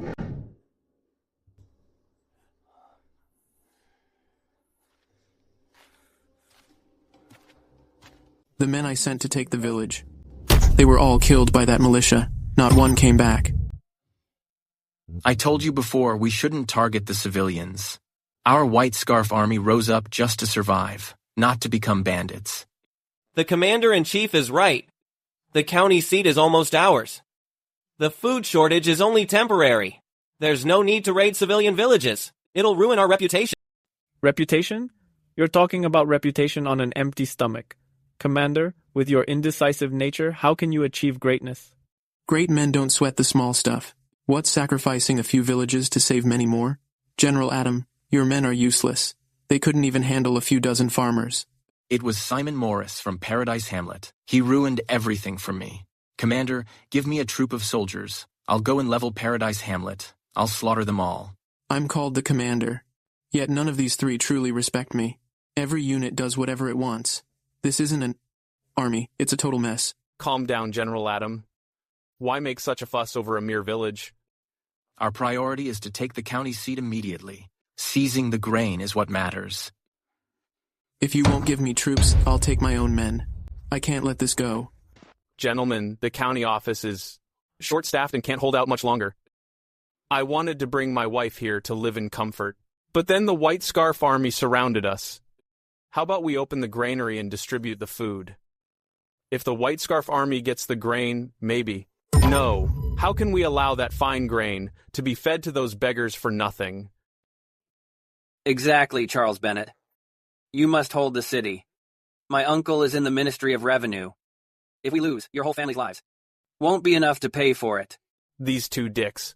I'm the county magistrate, yet I'm being played by these 2 dumbasses. This job is such a drag. Send more men to conscript the able-bodied in town. Every male over 15 goes to the city walls. Anyone who refuses will be treated as a traitor and thrown in jail. Am I the magistrate or are you? Forced conscription like this will cause a riot. If we can't hold the city, we all do. Right. Don't the villages have militias? Send them to fight the White Scarf army. They should be able to hold them off for a while. Those militias are just made up of villagers. They have no real combat skills. They can barely protect their own villages. Sending them against the army is suicide. So what if they die? At least they'll be dying for their country. Issue the order immediately. Anyone who doesn't show up in 3 days will be charged with rebellion. Simon, I've checked.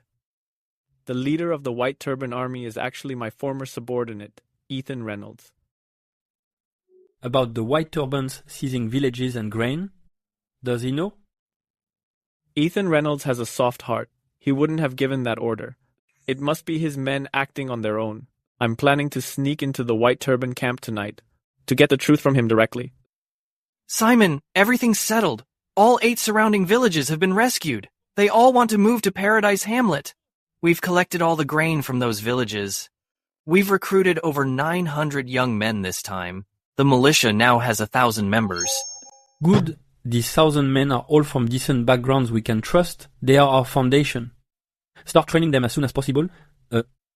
So they have basic combat skills. Report. Someone's here from the county seat. Bring him in. This kid was dressed like a refugee, sneaking around Paradise Hamlet. Our scouts caught him. Let me go right now. You blind idiots. Who are you? I'm a manager from Lord Franklin Sawyer's estate. You grimy hands. Put together a militia, and it actually looks the part. What brings you to Paradise Hamlet? Lord Franklin's orders. The militia must head to the county seat immediately to fight the White Turban Army. But the White Turban Army is brutal. We're just farmers. Aren't you just sending us to our deaths? Just do as you're told. You're just a bunch of lowlifes. Lord Franklin's life is worth much more than yours. Let me go right now, then go get me a chair. I get treated like crap at the estate, but I can finally relax with these broke asses. Kneel down before me. It hurts like hell. Franklin Sawyer. I know. He's the wealthiest merchant in town. But he's not an official. What right does he have to command me? Our master's nephew is an official in the court. If you dare to disobey, it's insubordination. If you're smart, you'll follow orders. Otherwise, I'll report you to the court immediately. You'll be prosecuted. The men will be conscripted, and the females sold to brothels. Scared now? It seems Charles Bennett, the magistrate, has been completely stripped of his power. You just said, whose household are you from? I'm from the household of Master Franklin Sawyer. Hurry up, help me up. Then brew a pot of hot tea. Find 2 young village women to massage my legs. Master Sawyer. Master Sawyer comes from a family of scholars. How could he have someone like you, a grimy man with no respect for status?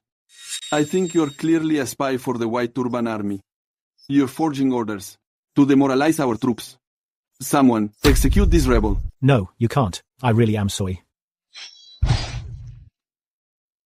Simon, those big shots in the city are sending us to our deaths. Ignore them. Tell the men to get ready. Something big is coming. The court has urgently deployed Captain Gregory Whitman, leading 3,000 troops to suppress us.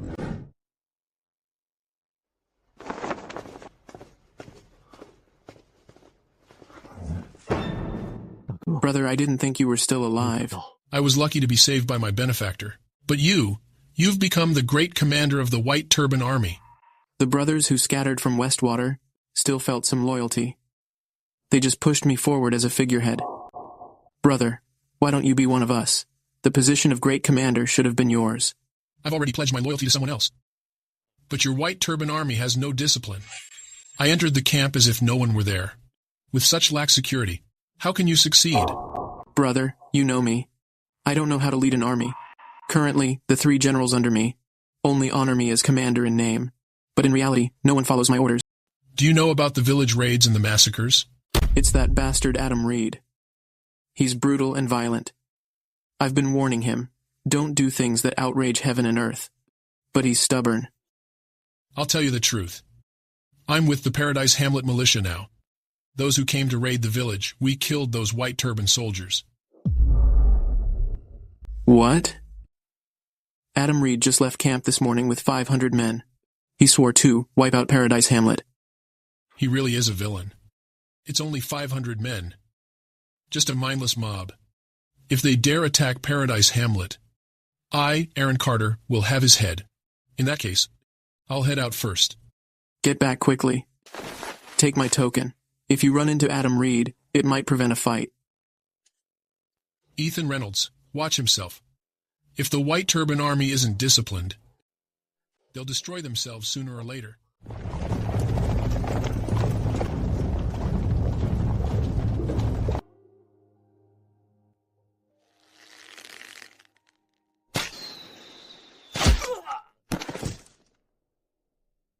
General, they look like local villagers.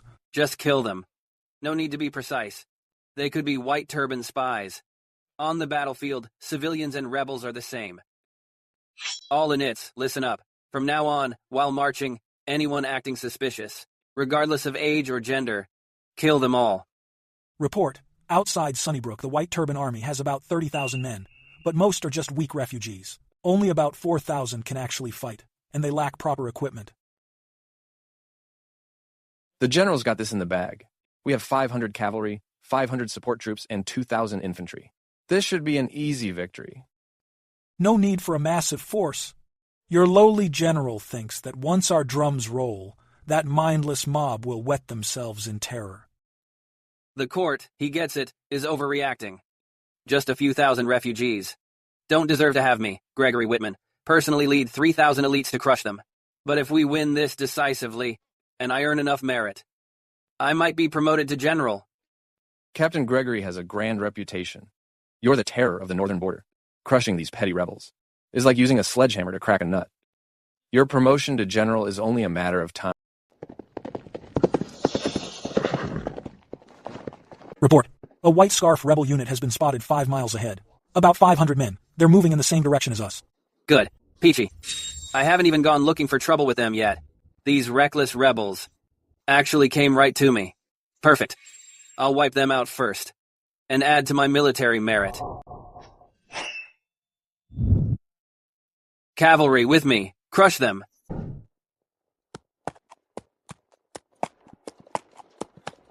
Damn you, Simon Morris. If I don't slaughter Paradise Hamlet today, my name isn't Adam Reed. General, we rose up to overthrow the elites who oppress the people, and to find a way for everyone to survive. Slaughtering the village might lose us the people's support. Shut up. Do you think you have a say in this? I'll do whatever the hell I want. Once I slaughter Paradise Hamlet, everyone will see what happens when they cross Adam Reed. Let's see who dares not to pay tribute then. Once I seize the grain, I'll go back and force that wuss Ethan Reynolds to step down. It's about time someone else became the Grand Commander. Once I'm the Grand Commander, and we take Sunnybrook. I hear those wealthy young ladies in town have very smooth skin. Report, General Adam. Government troops ahead. What? Where did they come from? How many? I couldn't tell. Maybe a few hundred. All cavalry. The court must have sent them to wipe us out. Quick, retreat.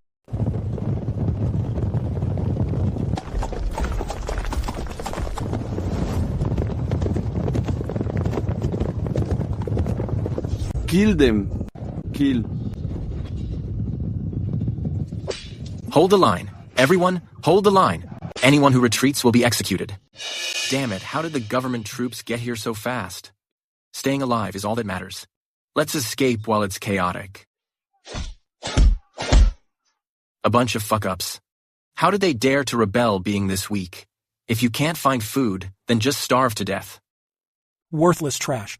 It figures they're so easily defeated. Looking at this situation, even if it were the main force of the White Turbans, they probably wouldn't even withstand a single charge from our army. Spread out. Kill every one of the escaping White Turbans. These are all my military merits. Don't let a single one get away.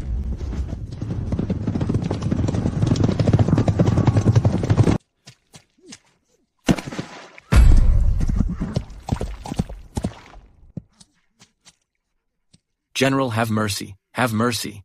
I'm willing to surrender. I surrender.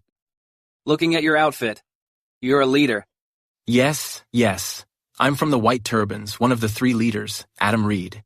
These hundreds of men are all my subordinates. Someone like you can be a leader? Trash like the White Turbans dare to rebel? General, please believe me. My unit is already the most capable in the White Turban Army. The others aren't even worth a single blow from you. Get lost. Killing you would only dirty my sword. Thank you for sparing my life, General. General, this man is a rebel leader. Releasing him might lead to trouble later. Trouble, Marshal Ellis? You think too highly of him. With such a fuck-up as their leader, the White Turbans can be wiped out in an instant. Yes, I'm just a fuck-up. I'll definitely persuade the others to surrender when I return. Your power is unmatched, General. Opposing you is a death wish. Are you going to continue forward, General? Toward Paradise Hamlet? The army needs supplies immediately. The neighborhoods along the way are all empty. I was just about to go scout Paradise Hamlet again. You've found the right place, General. The warehouses in Paradise Hamlet are packed. There's plenty of cash and silver, too. I was also planning to take the boys there to borrow some food. Damn that Paradise Hamlet. I'm going to strip them of everything this time. Get out of here. Dumbass. Letting me go so easily. The next time we meet on the battlefield, I'll make you get on your knees and beg for mercy. Pass the word. Speed up the march. I want to see for myself just what kind of place this Paradise Hamlet is.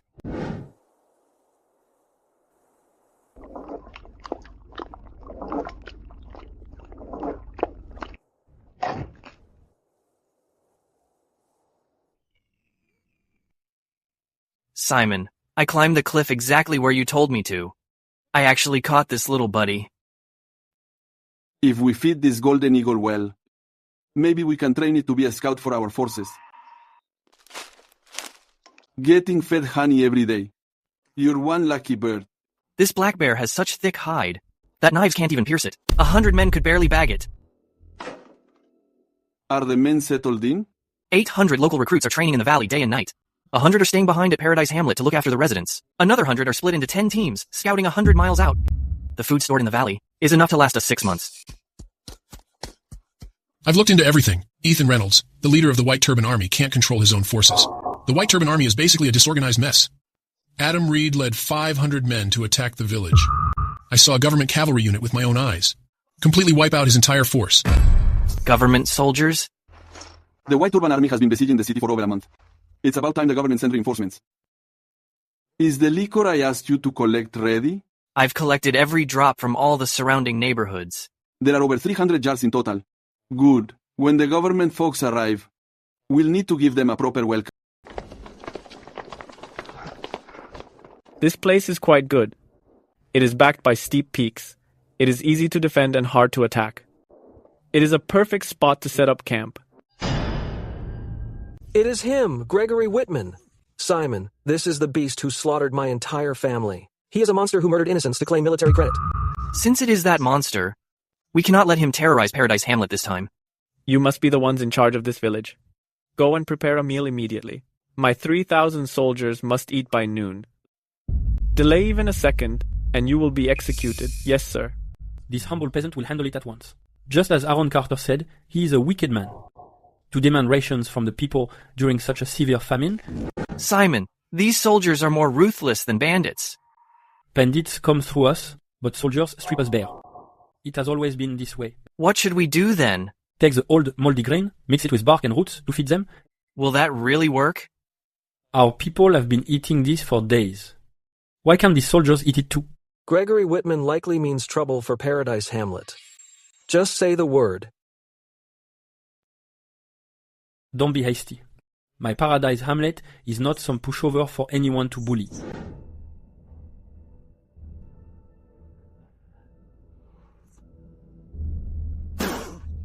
What on earth is this? This is clearly pig slop. You dare try to fool me with this garbage? Are you looking to die, peasant? General, please calm down. With the ongoing famine, this is already the best food we have left. General Adam Reed said this village was prosperous. He might be trying to set us up. Every granary in the land is empty. Otherwise, the White Turban Rebels wouldn't exist. This is the last of the village's ration. Once this is gone, we will starve as well. Who cares if a few peasants starve to death? The army must be fed to ensure your safety. I refuse to eat this pig slop. I won't lower myself to eat this garbage. How many days until the supply caravan arrives? It will arrive in 10 days. You heard him. Once the rations arrive, no one will want your junk. Understood. Of course, what we have in our village is naturally unworthy of your status, General. Intelligence. The supply caravan will reach Paradise Hamlet in 10 days.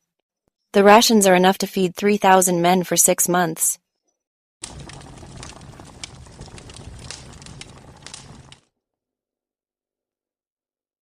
This method is called distillation.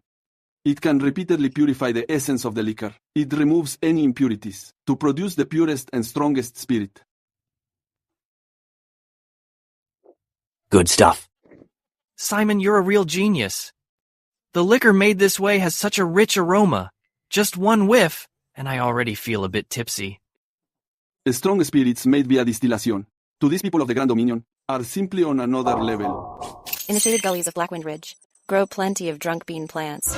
Grind them into powder and mix it with the liquor. It'll boost the aroma significantly and triple the potency. Now everything is ready. Reporting, Commander. The surrounding 3 states and 6 counties are in total chaos. To the west, the Chihuo army has besieged Stonebridge Hollow. To the south, the Wuyi army has gathered tens of thousands. They're fiercely attacking Tiger Spring County. Even around here. Besides the White Turbans, a grain-raiding party has appeared to the north. They've already looted 3 government granaries. It seems the state of the world is past the point of no return. Even though my daily intel system shows that beacons of war are rising all across the Grand Dominion, witnessing the curtain rise on this era of chaos in person, it still fills me with emotion. Simon, the court's days are numbered. Luckily, Simon formed our militia early on. Otherwise, with this chaos starting, we'd be displaced and wandering. The court is overwhelmed right now, scrambling to put out fires. It seems Gregory Whitman's 3,000 men are the most they can mobilize around here. Have you scouted the soldiers' positions? 2,000 are camped outside the village. 500 cavalry and 500 auxiliary troops are stationed inside. Most of the original residents of Paradise Hamlet have already secretly moved into the valley. The ones left in the village now are all refugees from other villages. They're being ordered around by those soldiers all day and subjected to constant abuse. Their lives are a misery. Captain, urgent report. The surrounding counties have all been besieged by rioters. War beacons are lit everywhere. These reckless peasants. But this chaos is good. If there were no rebellion, how would we soldiers earn our glory? In times of peace, there's no chance for promotion. General, during our time stationed in this village, there have been frequent reports of soldiers oppressing the locals. Add to that the demolition of houses. And public resentment is at a breaking point. If we don't restrain the men, I fear there will be an uprising. It doesn't matter. The granaries have been empty for a long time. Do you know what these peasants will do once they're starving? The cowards will starve to death.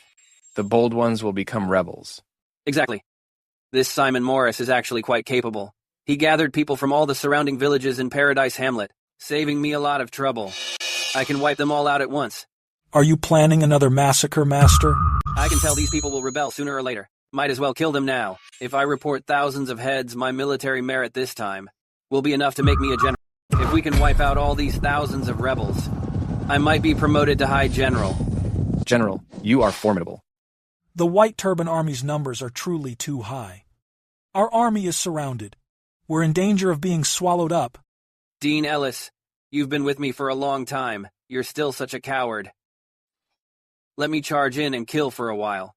The White Turban Army can't stop the Grand Dominion's cavalry.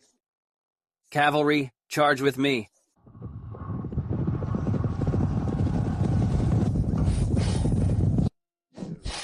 Cutting down enemies is like mowing grass. This is how a real man should live. Have mercy, officer. We're just refugees fleeing famine. We just want some food to survive. Despicable. Those on the outskirts of our lines are refugees fleeing with us. They're just innocent people looking for a way to stay alive. How could they do this to them? Is anyone willing to take on the soldiers? I'll go and take that corrupt official's head. Gregory Whitman, the other day I bowed to you just to survive. Today, I'll make you beg for mercy on your knees. Your lowly general will go too. The soldiers are so arrogant. They actually dare to charge into my army. Do they really think my White Turban Army is somewhere they can just come and go? Good, General Gao. Stay here with me at the main camp. Watch the county town closely. Watch for a pincer attack from the garrison. You two, take some of the White Turban Army's bravest brothers and surround those soldiers.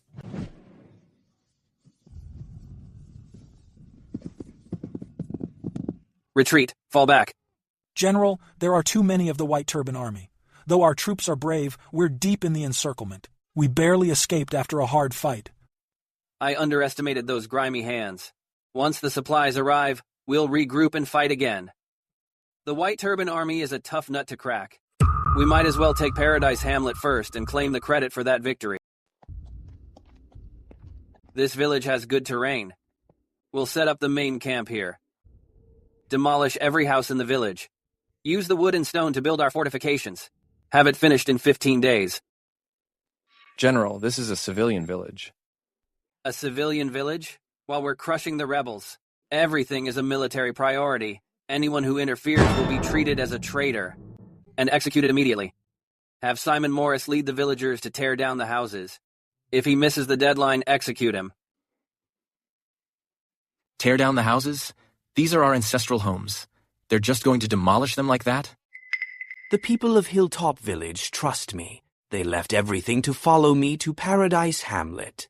I thought this was our way out. Let's fight them. We have our own militia. Are you nuts? Those are government troops. Do you want to start a rebellion? Then let's rebel. In this world, the government only knows how to oppress the people. That's the government's army. They have 3,000 men. How can we fight them? Captain Gregory's army has arrived. Those white turban bandits outside the city are about to be wiped out. After this battle, Sunnybrook will be peaceful again. Our business will continue as usual. Commissioner Liu, it looks like you've saved your position. Gregory Whitman is ruthless in battle. He's obsessed with glory. Back when he suppressed the riots in Westwater, to get a quick victory and build his record, he slaughtered several villages in a row. He reported the civilians' heads as rebels. As long as he can wipe out the white turban army and keep the peace, what does it matter if his methods are a bit brutal? Those goons have nothing to eat. They pick up hoes and turn into rebels. Better to clean them out early. It'll save us trouble later. Intelligence report. Gregory Whitman lost the battle against the White Turban Army. He suffered heavy losses. He's ordered a siege on Paradise Hamlet. He's secretly ordered his men to massacre the village, to claim the kills as military merit. Gregory Whitman failed his mission, so now he wants the heads of our people in Paradise Hamlet to pad his record. Commande, the village is surrounded by soldiers. No one is allowed in or out. They're calling it wartime martial law, supposedly to keep the villagers safe from the White Turban Army. Martial law? Horseshit. They're treating us like livestock in a pen. That scumbag Gregory Whitman. It figures he tried to massacre the village. The men in our militia are all hidden in Gourd Pass. Naturally, we aren't the ones in danger. But what about all the folks left in the village? Simon, what do we do now? Do we fight them head on? Spread the word. Tell the folks still in the village not to clash with the soldiers for now. Speed up all the preparations in the valley. Aaron, it's time to go see your old subordinates. A joint operation? Commander Simon wants to team up against the soldiers. Ethan, we all know. These soldiers are more vicious than any bandits. Simon figured Gregory Whitman would suffer a setback. Without any results to show, he'll definitely resort to extremes. I'm afraid Paradise Hamlet will be a bloodbath. Is Commander Simon planning a revolt too? I can't quite figure Simon out. But I know a hero like Simon has his own reasons for everything he does. Grandpa, you said you'd teach me how to weave baskets in the spring. Get up. Please get up. What's going on? My grandfather wanted to go outside the village to forage for some wild greens, but the guards at the gate cut him down. They said leaving the restricted zone is considered an act of treason. Everyone is to be beheaded. Commander Simon, I respect you for taking us in, but now we're being bullied by the soldiers every day. These damn soldiers. They lost the battle and are taking it out on us.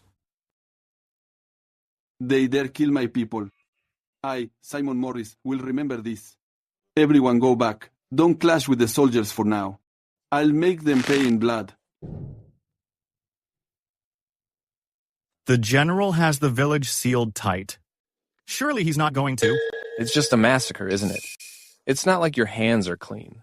There's military credit to be earned and reward money to be shared. Who cares if they're rebels or civilians? This is worse than pig slop. These peasants deserve to die. If I keep eating these suckers, I'll starve to death before I die in battle. I heard the general plans to make his move in 3 days. I just joined the army myself. Who would have thought I'd end up doing this? We just do whatever the higher-ups tell us. Why think so much? Are you tired of living?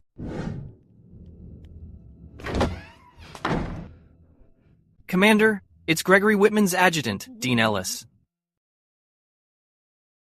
Let him in.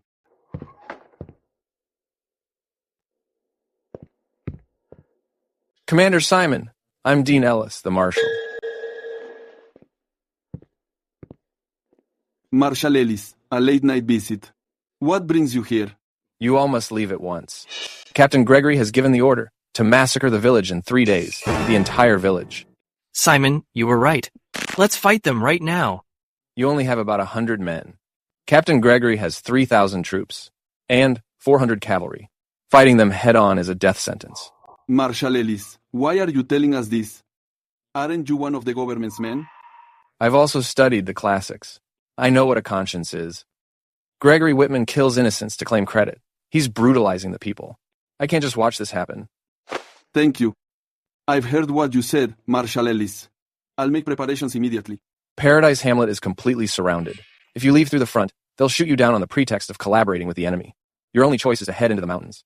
I'll have my trusted men change the guard at midnight. That's when you leave the village. There's no food in the mountains.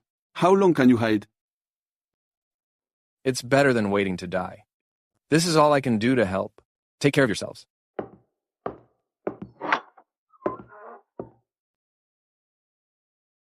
Simon, it seems these soldiers aren't all heartless monsters.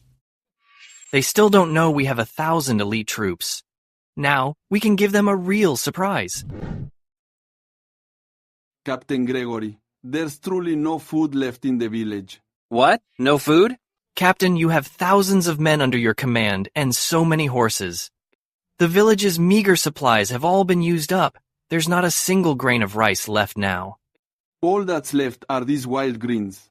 Please forgive us, Captain. Captain, the supply train will arrive in 3 to 5 days.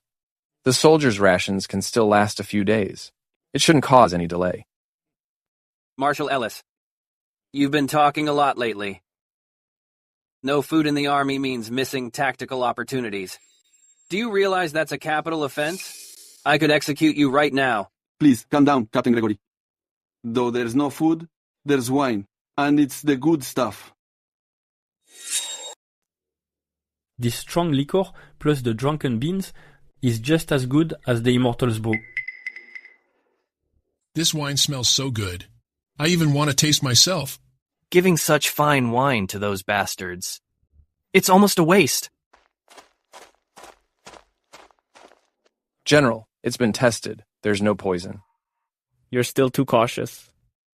These peasants wouldn't dare pull anything. Soldiers, after all these battles you've worked hard. Drink up tonight. Don't stop until you're drunk. Thank you, General. Kid, where did this meat and wine come from? To be honest, General, my family are hunters. We caught this meat on a recent hunt, and this wine, it was gifted by the locals. They were harassed by the White Turban Army, and our militia saved them, so they gave us their stash to show thanks. You've got some skill, kid. Even formed a militia. Just trying to survive these times? Only to save your own ass? You have no rank or office, yet you've raised over 100 men. If I report this, it's an illegal armed assembly. It's basically a rebellion. I wouldn't dare. Disband them immediately. Because this wine is so good, I'll let you off. Thank you for your mercy, Captain. Let me refill your glass. This wine of yours? It has a kick. Drink. Keep drinking. Such fine wine deserves a reward. Captain, are you going to promote me? You're a real talent. Pick some men you trust and join us. I'll make you a squad leader. You won't need to protect this village anymore. Why? If the young men all leave, and only the weak and elderly remain, how will they survive in this world? By being slaughtered, of course. We'll use their heads for military merit. I'm going to be a general. Then I'll be a captain. Go be a general in your dreams. Simon, this bastard is out cold. Men, tie this scoundrel up. Aaron, congrats. Tonight, you can finally have your revenge. Simon, the soldiers outside are passed out too. Gregory Whitman is very cautious. He only left 100 cavalry in the village. There are 2,000 infantry stationed outside. Taking down these officers and the elite cavalry is enough.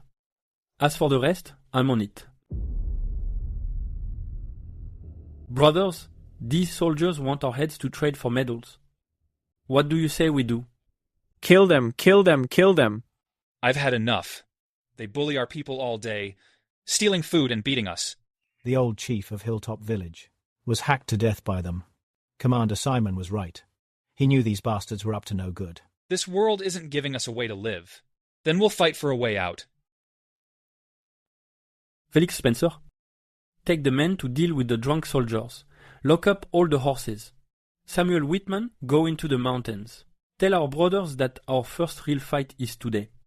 Aaron Carter, make those officers sober up.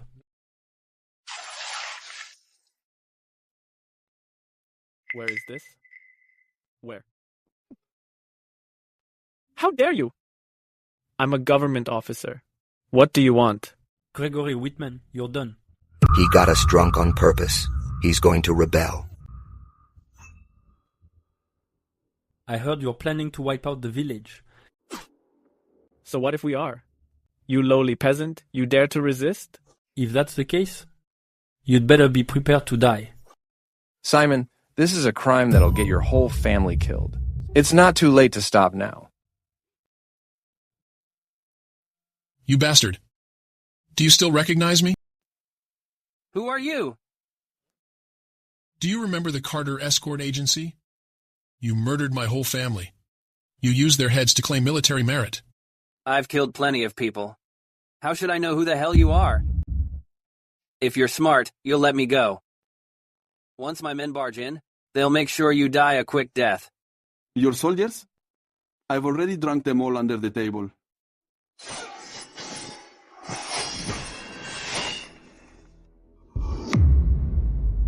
Simon Morris, you rebel. How dare you kill Imperial soldiers?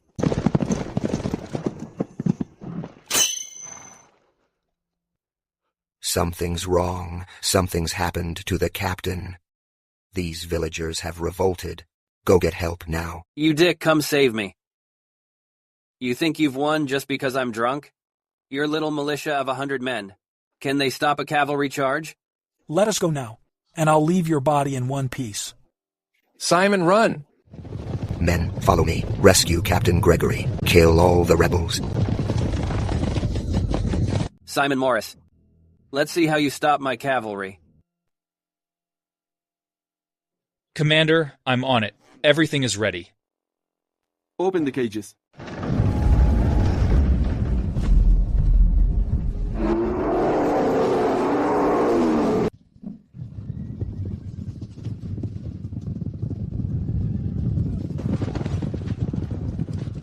The horses are spooked. A bear. It's a bear. It's a massive bear.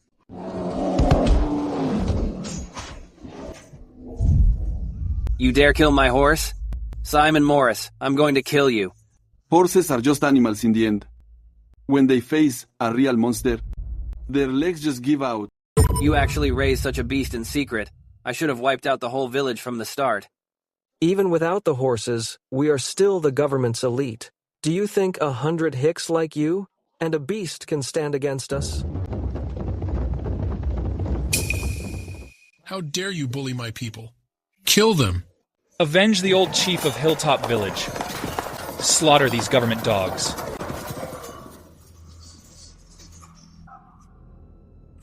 Where did you hide all these men? It figures you've been planning to rebel. I just wanted to live a quiet life. You're the ones who forced my hand. Your cavalry is gone. Simon Morris, you think you've won? I still have troops. I have 2,000 more outside the village. The infantry is enough to level this pathetic village. It smells good. It smells damn good. Must be some fine liquor. Those cavalry guys are feasting in the village, while we're out here starving in the cold. The cavalry are Captain Gregory's baby dolls. We're just the red-headed stepchildren. What's that sound?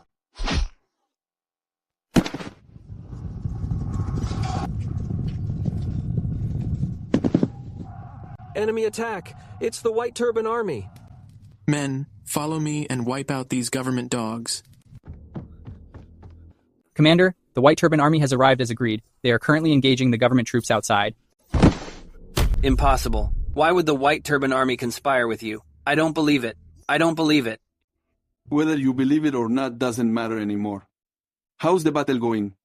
There's a massive feast inside the village. The troops outside are restless and impatient. Their guard is down. 5,000 White Turban elites moved under cover of night. The government troops panicked immediately. Caught in the surprise attack, their strength is already down 30%. The camp has collapsed, losing another 50%. Order the militia corps to launch a full attack, and pincer them with the white turban army to wipe out the rest.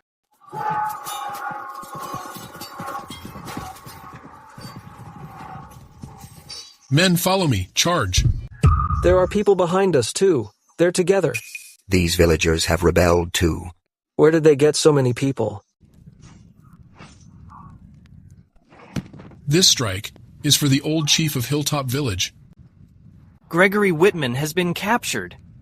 Those who drop their weapons and kneel shall live. Those who continue to resist will be executed on the spot. The captain, he's really been caught. They have too many people. I'm done fighting. I surrender. I only make 500 a month. Why should I risk my life? Don't kill me. I surrender. Captain Gregory was a tyrant to the people. I've wanted to quit for a long time.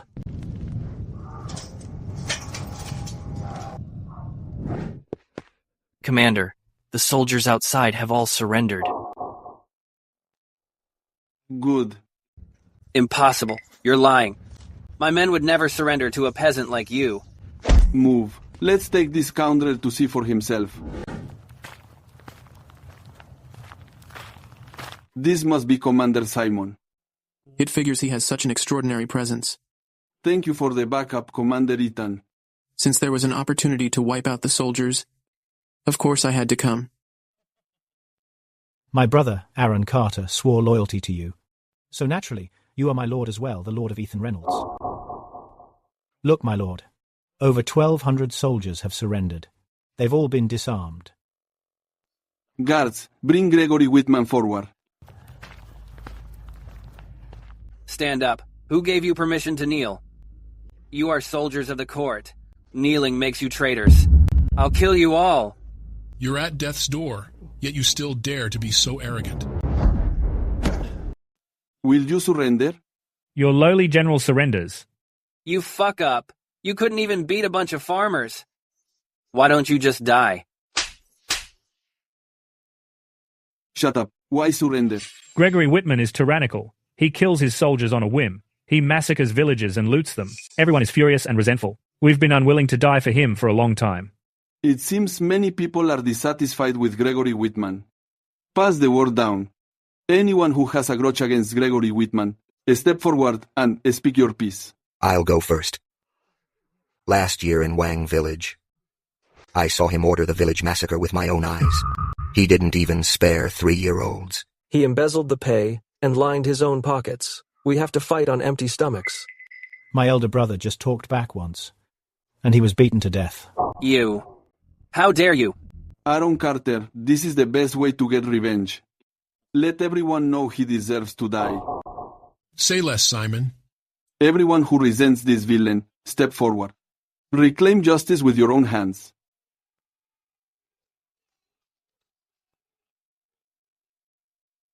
Simon has avenged my family. Aaron Carter is willing to follow you to the death. Commander Simon is a true hero. Everyone in the White Turban Army is willing to acknowledge Simon as our leader. Don't. Stop hitting him. Gregory Whitman is dead. Even if you return to the government now, with your commander dead, the soldiers will still be executed. Those who surrender are brothers to me. Simon Morris. Those who wish to leave can go right now. I won't stop you. We want to follow Commander Simon. The government is corrupt. We might as well follow Commander Simon. Commander Simon is just. We are willing to give our lives for him. Brothers of the White Turban Army, from this day forward, Commander Simon is our new chief. We will follow Commander Simon. Following a hero is the only way to survive. Aaron Carter's choice cannot be wrong. The commander is mighty. We'll follow the commander to the death. Good. Since you're willing to trust me, Simon Morris, then I will lead you through these troubled times to find a way to survive. Today, I, Simon Morris, make a vow here. We will overthrow this corrupt government to find a way for everyone to live. I, Simon Morris, am rebelling. Rebellion! Rebellion!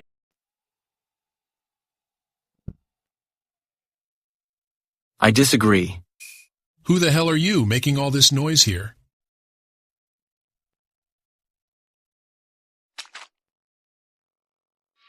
You're just the commander of the Paradise Hamlet militia.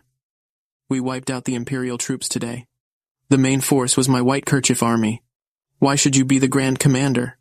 Adam Reed, stand down. Ethan Reynolds, you're a coward. The White Kerchief army belongs to all of us. You're just giving it away? Did you ask the brothers? Li Qiang, Gao Wenxuan, are you two mute now as well? This dumbass, the situation is already settled, and yet he still can't see it. Simon Morris is a hero. Adam Reed, that fool, does he really think the others are just ordinary farmers? Simon Morris, you led men to kill my White Kerchief army brothers who were borrowing grain. You don't deserve to be our commander. If you ask me, I should be the Grand Commander. The White Kerchief army can't fall into the hands of an outsider. Are you finished? What? If you're finished, then D. You wouldn't dare. You still dare mention borrowing grain? Those who raid villages and harm the people? How dare you bark here? The commander is ruthless, and I like it. Adam Reed, raiding the village was wrong to begin with. Commander Simon is ruthless, a true hero. Commander Simon's martial skills are superb. I've never seen such spear technique. Today, I, Simon Morris, am setting the rules. From this day forward, all soldiers under my command shall not harm civilians, shall not pillage villages, and shall not bully women or children. Violators will be executed. From now on, military discipline is absolute. Rewards and punishments will be fair. I want a disciplined army that follows orders, not a band of outlaws. Yes, sir. First, count the casualties. In 2 hours, all commanders report to my tent for a briefing. Simon, the counts for all units are complete. Report. In this battle, our militia lost 51 men. The White Tunic Army took 500 casualties. Except for about 10 who surrendered, the government cavalry was wiped out. 800 infantry died, 1,200 prisoners, and 500 auxiliaries, over 300 horses. We now have over 6,000 elite combat-ready troops, including those who can be drafted as auxiliaries. The total is nearly 10,000. With 10,000 men, Simon, you're now a major power in Eastbrook. You're ruling your own territory. A few months ago, everyone despised me. Now, I command 10,000 troops. Life is full of twists. The 5,000 weakest will join the auxiliary camp to handle transport and construction. Break up and integrate the surrendered troops. To prevent fake surrenders and mutiny, promote the militia corps to captains and squad leaders. Assign them to oversee discipline and teach marksmanship in every camp. Also, order the cavalry captain from the surrendered forces to select the best riders from the whole army, and form an elite cavalry of 300. Sir, our numbers have spiked. How will we supply the rations? Since you're with me now, I won't let the men fight on an empty stomach. Regarding the rations, I'm on it. Honey, you've worked hard lately. Honey, you're a rebel leader now. Whatever you do next, we're right behind you. If it weren't for you, husband, we would have starved and been mistreated. I want to have a child with you. Husband, I want a child too. Don't leave me out tonight, husband. Why is this village so quiet? Captain Gregory's troops, weren't they stationed here? Captain, there's someone over there.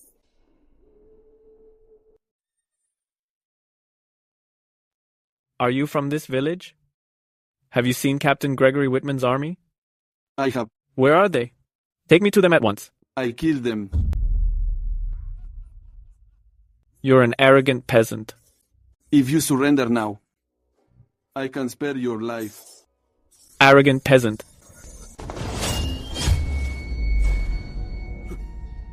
You.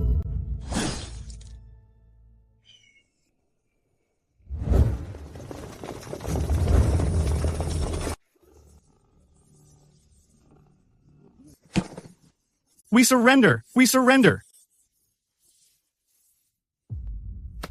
Take these people away.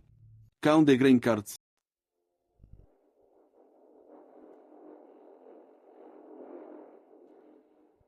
Sunnybrook's walls are solid. A direct assault would cause heavy casualties. Mayor Charles Bennett is being held hostage. He's forcing the citizens to defend the walls. The people are starving. The wealthy are guarding the granaries, refusing to release food. Resentment is already boiling over in the city. If we besiege them for another 2 weeks, Sunnybrook will collapse from within. It'll fall without a fight. There's an ant colony under the Tusa, the south wall of Sunnybrook. The inside of the wall is nearly half hollowed out. The structure is mad, fragile. If we wait for a riot to break out, the people will surely suffer. Order the main force to feign an attack at the main gate. Use the catapults to launch flyers into the city. Tell the people we're only after the wealthy. We won't hurt civilians. Split off 2 companies and follow me. Let's make a hole in the walls of Sunnybrook.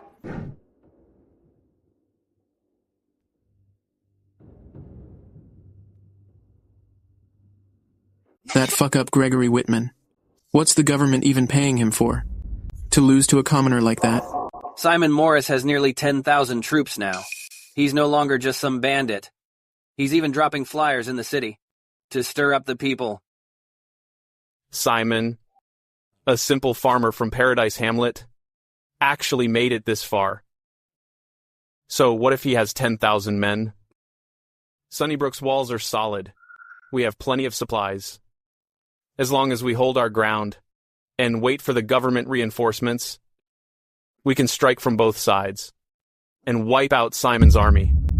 But the people have been out of food for days. Looting is happening every day. Yesterday, 3 more conscripts starved to death on the walls. If we don't release some food, I'm afraid there'll be a mutiny. You two, why not open the granaries and release some old grain? At least calm the people down. Absolutely not. Give food to those peasants? They'll only think about eating, and won't fight to defend the city. Pass the word.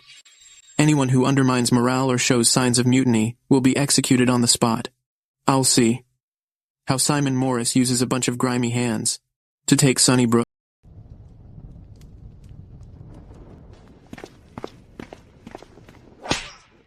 Get up. Everyone get up and defend the city. The rebels are coming back. I'm starving. We only get half a bowl of bran porridge a day. How can we defend the city like this? Please, have some mercy. Give us some real food. My younger brother fainted from hunger this morning. Food? Is food meant for people like you, scum? If you don't get up and defend the city, I'll gut you right now.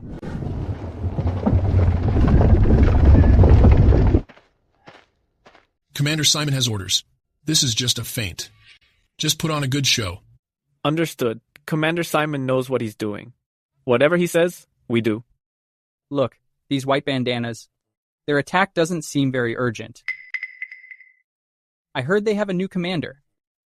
It's Simon Morris from Paradise Hamlet. Simon Morris? That scoundrel? I used to gamble with him. I heard Simon Morris runs a tight ship. He doesn't rob the civilians. He only kills the rich. If he can get into the city, maybe we can finally get a square meal. What if we secretly let the white bandanas in? Well, well, colluding with the rebels. Undermining morale. You deserve to die. You're not the law. What right do you have to kill? We want to see the magistrate. We're going to report you. The magistrate? In Sunnybrook. Magistrates come and go, but the master stays forever. Try undermining morale again. And this is what happens. 5 silver coins for a liter of rice. Nathaniel Brooks, you're sucking our blood. Damn it, everyone is starving. And Nathaniel Brooks is still raising prices, profiteering from the war. Once the war starts, trade routes are cut off. Master Brooks is also having a hard time. This price is perfectly reasonable. Every grain shop in town has raised its prices. You've all conspired to squeeze the life out of us. This was my mother's dowry. Please, let me trade it for some rice. My child isn't going to make it. This piece of junk is worth half a liter of brown rice at most. Master, please have mercy. Just give me a little more. This bracelet is definitely worth more rice than that. F off. Don't block the people behind you.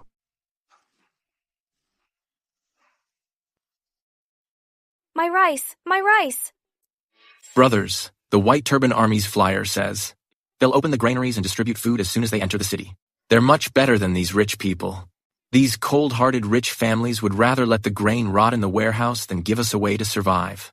Let's fight them! Everyone charge! Grab the food. We have to survive.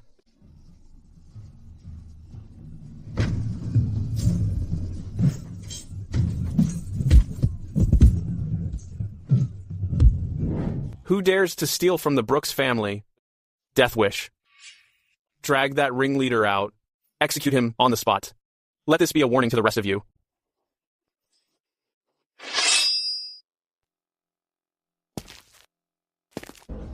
You blood-sucking animals.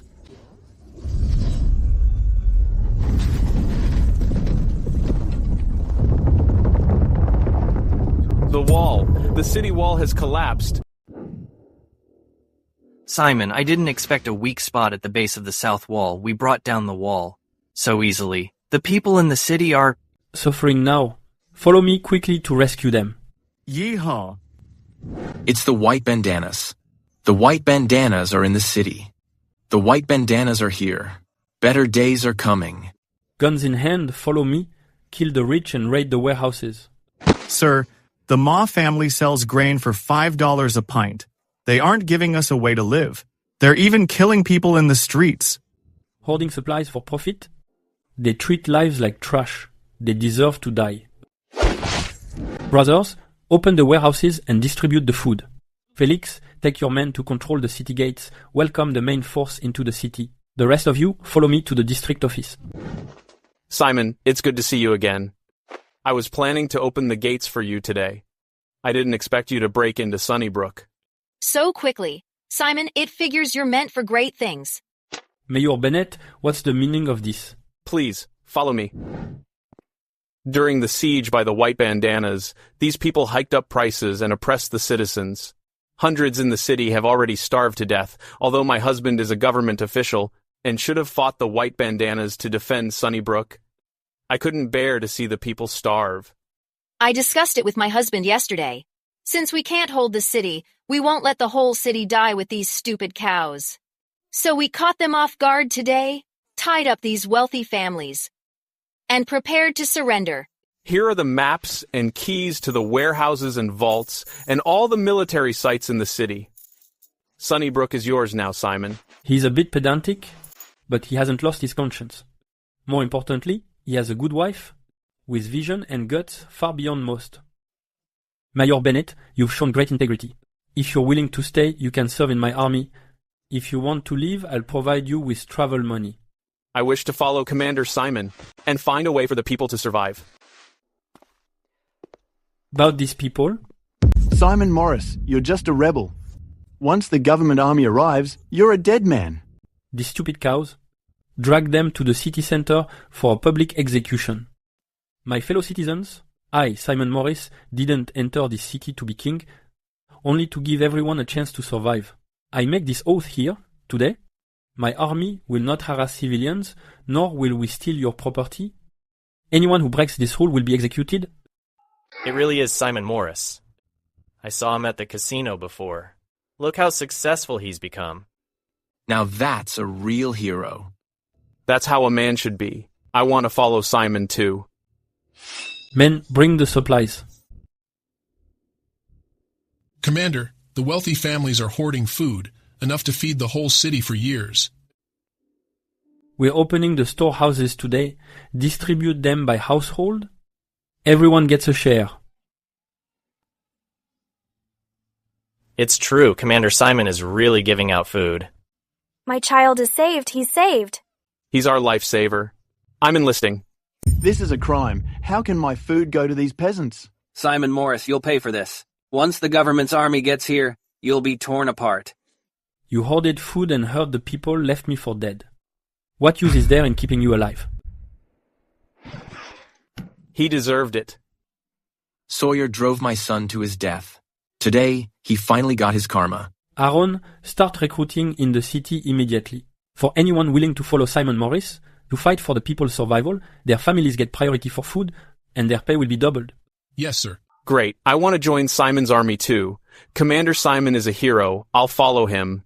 I want to be just like Simon, fighting for the people.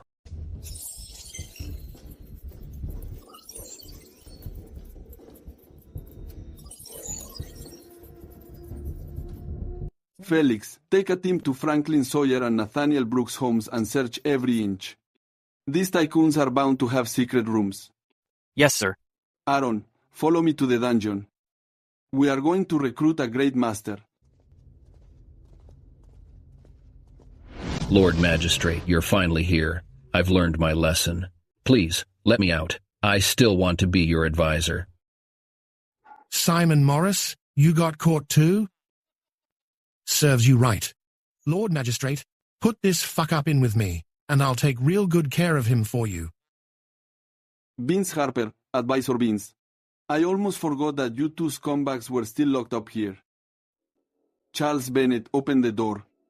Yes, sir. Hurry and open the door for Commander Simon.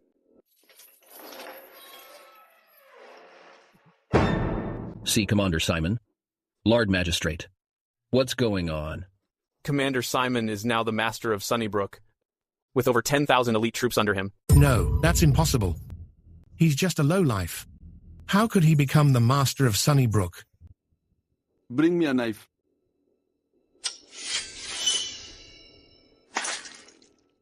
Vince Harper, you once forced me to sell my wife and daughter and swindle my money. Did you ever think this day would come? Commander Simon, have mercy. My rebellious son was foolish. Simon, Master Simon, I was wrong. I'm trash. I'll bark for you. Please, don't kill me. Tolate. The Harpers, who once weighed on me like a heavy mountain, are no longer worthy of being my rivals. Ending these two is like crushing two maggots. Let's go. Take me to see the great master Anthony. The master craftsman the system mentioned is this man. His name is Anthony Dalton. People call him Anthony. He was the head of the Platinum Legion's arsenal. 2 years ago, he was arrested for leading a raid on the government warehouse. The city's elite tried to force him to forge weapons. He'd rather die than comply. Open the door. Who are you? Are you here to talk me into surrendering too? Like you, Great Master, I, Simon Morris, also want to find a way to help the people. I hope you can help me. A rebellion? These days, people use that excuse to exploit the public. I've seen it all before. Then please come with me and see for yourself, Great Master. If I, Simon Morris, am just like the rest of them, you can leave whenever you want. If not, would you be willing to work for me? To build an armored army that can end this chaos? Lead the way. Simon, we've breached the secret vaults of Franklin Sawyer and Nathaniel Brooks. We seized 120,000 ounces of silver, 3 crates of jewelry and jade, and countless deeds and debt records. We also found a rare piece of armor in the Sawyer vault.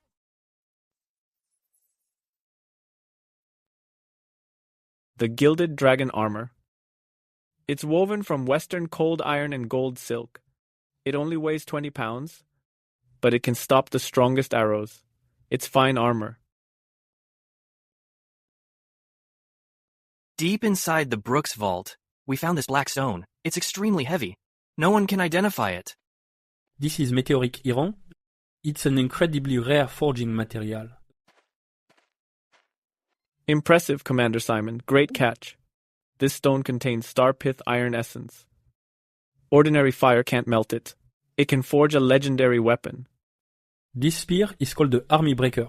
Great Master, could you use this meteorite to reforge it for me? Let me see. It's a fine spear, forged from refined steel. It's a shame the tip is broken. If you truly fight for the people, I, Anthony Dalton, will give my all. To forge weapons and armor for you, Commander.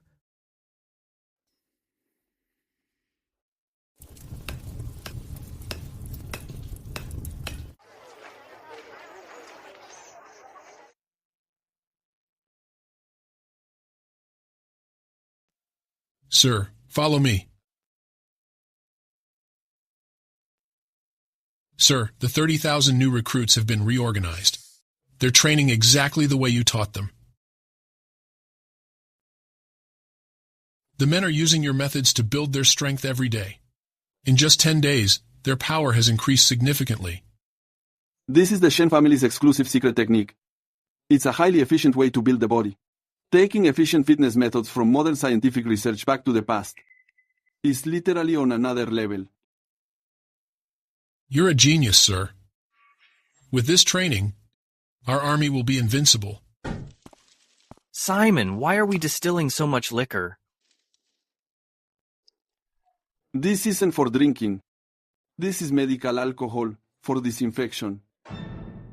Soldiers often don't die from blades or spears, but from infections and high fevers after being wounded. Using this to wash wounds and wipe medical tools can greatly reduce the risk of infection. Simon, how do you know everything? Commander Simon is right. I've been with the army for 20 years. I've seen many brothers lose their lives to infections and fevers after being wounded. If this works, it will save countless lives. This act of yours, Commander, is a great blessing. Sir, according to the formula you gave us, the engineering unit has created this. They actually made it. Everyone, get back 50 paces and take cover.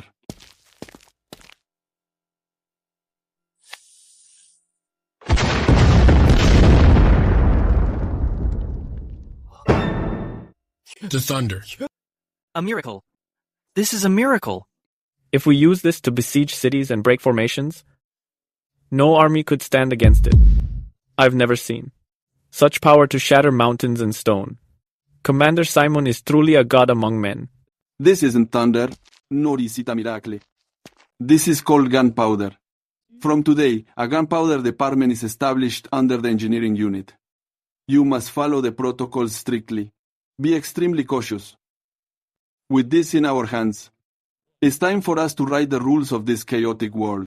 Your Majesty, Jiangbei, Jiangdong, Eastbrook, and Westwater. Rebels have appeared in all 13 provinces. The rioters claim the court is unjust, and that life is unbearable. They are gathering to revolt, attacking cities and seizing counties. What? Those peasants? How dare they? Your Majesty, Chen Sheng, the rebel leader from Ganlin County, is waiting outside for trial. Bring him in. I want to see what kind of man he is. I finally get to see you. How dare you? Slap him. I'm asking you, why did you revolt? Why hunger? My family of 5-3 starved to death. The fields yielded nothing. Yet the government still demanded grain and taxes. If I didn't revolt, should I just wait for my whole family to die? The drought was a natural disaster. It was not the court's fault. Why do you blame the government? I already ordered disaster relief. Relief? The grain was taken by corrupt officials long ago. All that's left is rotten rice and husks. Your Majesty, reports from across the land show heavy losses during transport. It seems officials at every level took a cut, and the granaries were already low. Did you hear that? Even your own people admit it, you dog of an emperor. Not just taxes, but conscription too. You've scraped our grain clean, and now you want to take our sons to the battlefield to die. Officials oppress us. Soldiers and bandits rob us. And then there's you big shots in the imperial court. Our food was just to feed a bunch of fuck-ups like you. The court is the pillar of the nation. Officials may have selfish motives, but they are key to maintaining order. The army may have flaws, but it is the shield that protects the people. Without the court and the army, the world would fall into chaos. Bandits would run wild. You ignorant people only care about your own bellies. You have no idea how hard it is to rule. Hard? I don't know anything about ruling. I just know that if someone won't let me live, I'll fight them to the death. Stubborn and incorrigible. Take him away and behead him in public. Display his head in every province, as a warning to others. Your Majesty, Chen Sheng is but a minor annoyance. The real threats lie in 3 places. Preston Mill in Gloryfield of North River commands 50,000 troops. He occupies 3 counties, and styles himself as Duke Xuntian. Li Shuhui of West Harbor County in East River leads 40,000 men. He controls the vital passage of the canal, and is known as King Jinghai. But the most troublesome is Sunnybrook in Eastbrook, Simon Morris. He was originally a local thug. He took up arms barely 6 months ago, and now commands over 70,000 troops. Having seized more than 10 counties, half of Eastbrook's territory has fallen into his hands. He seems to possess the power of foresight. Our army's movements are constantly anticipated by him. Our troops sent to suppress them are repeatedly defeated. His rate of expansion is the swiftest and most aggressive. Good, good. A bunch of ants dare to call themselves kings. Issue imperial decree. Order the provincial garrisons to begin suppression first. Additionally, mobilize 50,000 border troops from the northern frontier, 100,000 elite troops from the capital, and 50,000 local guards from the provinces. A total of 200,000 soldiers shall be led by the Grand General, marching toward Eastbrook. I want to see if this Simon Morris can foresee the day my 200,000 imperial troops crush him. Simon, Azure Valley is exceptionally treacherous. It is a death trap for any army. Will the government troops really take this fatal path? Your lowly general has examined the map. Taking the main road to the north, though it takes an extra day, is safe and flat. Victor Grant, commander of the Tiger Leopard Battalion, seems strategically minded. Why would he lead himself into such danger? It is precisely because he is strategic that he will come here. The court has lost 10 counties. The situation is dire. Victor Grant must have received strict orders. He must defeat us quickly to turn the tide. Taking the main road is safer, but it would mean missing a tactical opportunity. He can't afford that. Besides, no ordinary person would expect anyone to march through here. He is gambling on us thinking he would not take this route. But even if he does, the 3,000 heavy cavalry of the Tiger Leopard Battalion are the finest elites in Eastbrook. We only brought 500 men. Don't worry. In this battle, I will show you the power of my Sky Thunder on the battlefield. The Eastbrook administration has deployed the elite Tiger Leopard Battalion, intending to break the deadlock in one stroke and annihilate the Morris Army. The commander, Victor Grant, excels in both strategy and combat. He is known as a match for 10,000. A match for 10,000? Today, I will let him see what it means. When a match for 10,000 is no match for a single thunderclap. General, Azure Valley is a death trap. If we're ambushed, our cavalry won't have room to maneuver. Our combat effectiveness will be decimated. You all know this is a death trap.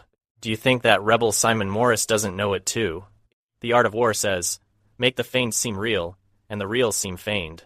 Simon Morris claims to have foresight, but he's just good at strategizing. In such a perilous place, he'll expect me not to dare take this path. But what if? There are no what-ifs. Even if there is an ambush, only a few hundred men could hide here at most. My Tiger Leopard cavalry are all heavily armored. They're invincible in a charge. A few hundred men would just be a sacrifice for our banners. Order the army to speed through the valley. Once out, we'll strike the flank of Sunnybrook. Simon Morris won't know what hit him. If we succeed, the Eastbrook rebels will be wiped out. Simon, they're actually coming. The Tiger Leopard camp truly lives up to its name as the provincial capital's elite force. Both men and horses are in heavy armor. My lord, your calculations are divine. If we met them on an open battlefield, the Tiger Leopard camp would be a formidable foe. Light it up. Halt.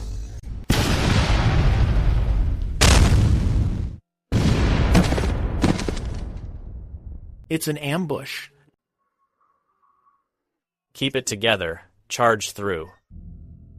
This is the power of the Thunderbolts. With such a divine weapon, how could we fail to pacify the realm? Launch the second wave of Thunderbolts.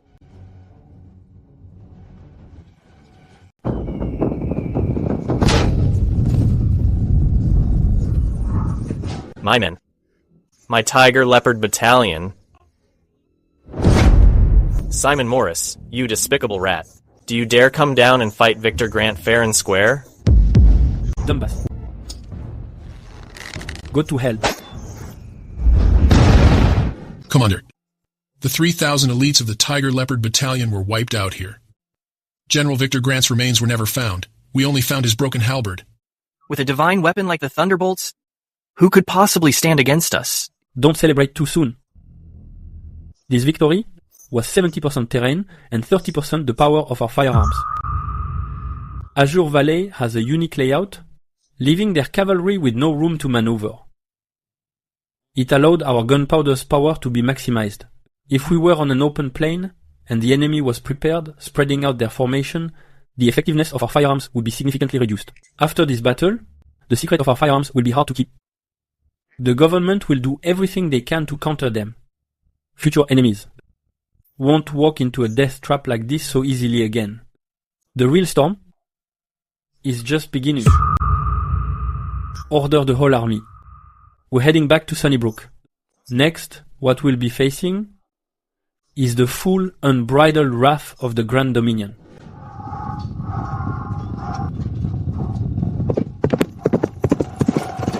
General, this rebel force is way weaker than Simon Morris's army. Their formation is a mess. They crumble at the first hit. They're more than just weak. Simon Morris's men are well equipped, and they have those terrifying thunderbolts. Plus, our deployments, he always seems to see them coming.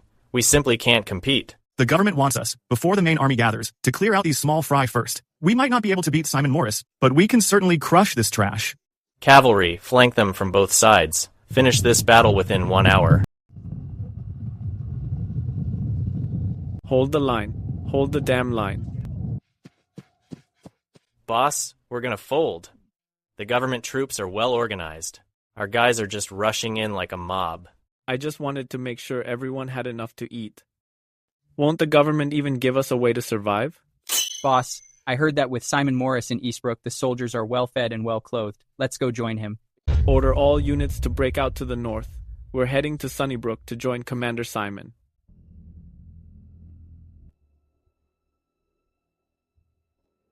Sir, Josh Whitman from Fairbrook is here with his remaining troops. He's waiting outside. Let him in. Josh Whitman, a defeated general, greets Commander Simon. I've already heard about the battle. You've had it rough. Your lowly general has failed you. I heard Commander Simon has defeated the government troops many times. I've come specifically to join you. I'm ready to serve you in any way I can. How many do you have left in your unit? About 5,000 who are battle-ready. Including the wounded and dependents, there are about 10,000. Your unit will be split up and integrated into different battalions. You'll serve as captain for now. Future promotions will be based on your achievements in battle. Thank you, Commander. Map out the terrain of Fairbrook within 3 days. In 3 days, I'll lead the main force to attack the city. Yes, sir. Your lowly general is willing to lead the vanguard. To retake Fairbrook. There's a supply convoy on Lockridge Road, north of Pillarstone. Lead 1,000 men and set an ambush. Make sure you wipe them all out. Yes, sir. The government troops on Iron Creek Way will have to pass through Bluewood Wilds. Take the Thunderfire Battalion and set an ambush. Make sure none of them make it out alive. Leave it to me. Aaron Carter, about the spies that have infiltrated our ranks. I want you to investigate it thoroughly. Don't worry, sir. We've already got everyone on your list under surveillance. We can move in at any time. Sir, according to your plan, all 10 counties in Eastbrook are now under our control. It's still not fast enough. The government won't give us much time. They're mobilizing 200,000 troops. The Grand General will be in command. They'll reach Eastbrook within 3 months. Boss, the gun is forged. The essence of the meteoric iron is all melted into it. He has a good weight.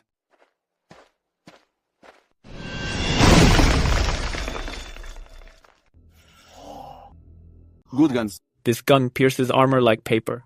Simon, the wall reinforcements are finished. 12 new watchtowers have been added. 3 gatehouses too.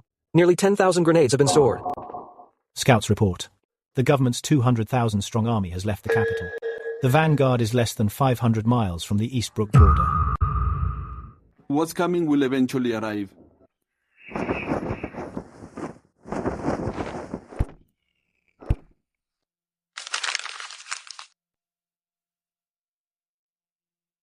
It's a surrender demand from the government. They want me to turn myself in and plead guilty. In their dreams. Boss, the 100,000-man army is fully assembled. Report, the government's vanguard of 50,000 has reached Blackwind Ridge, 50 miles away. Get me the binoculars.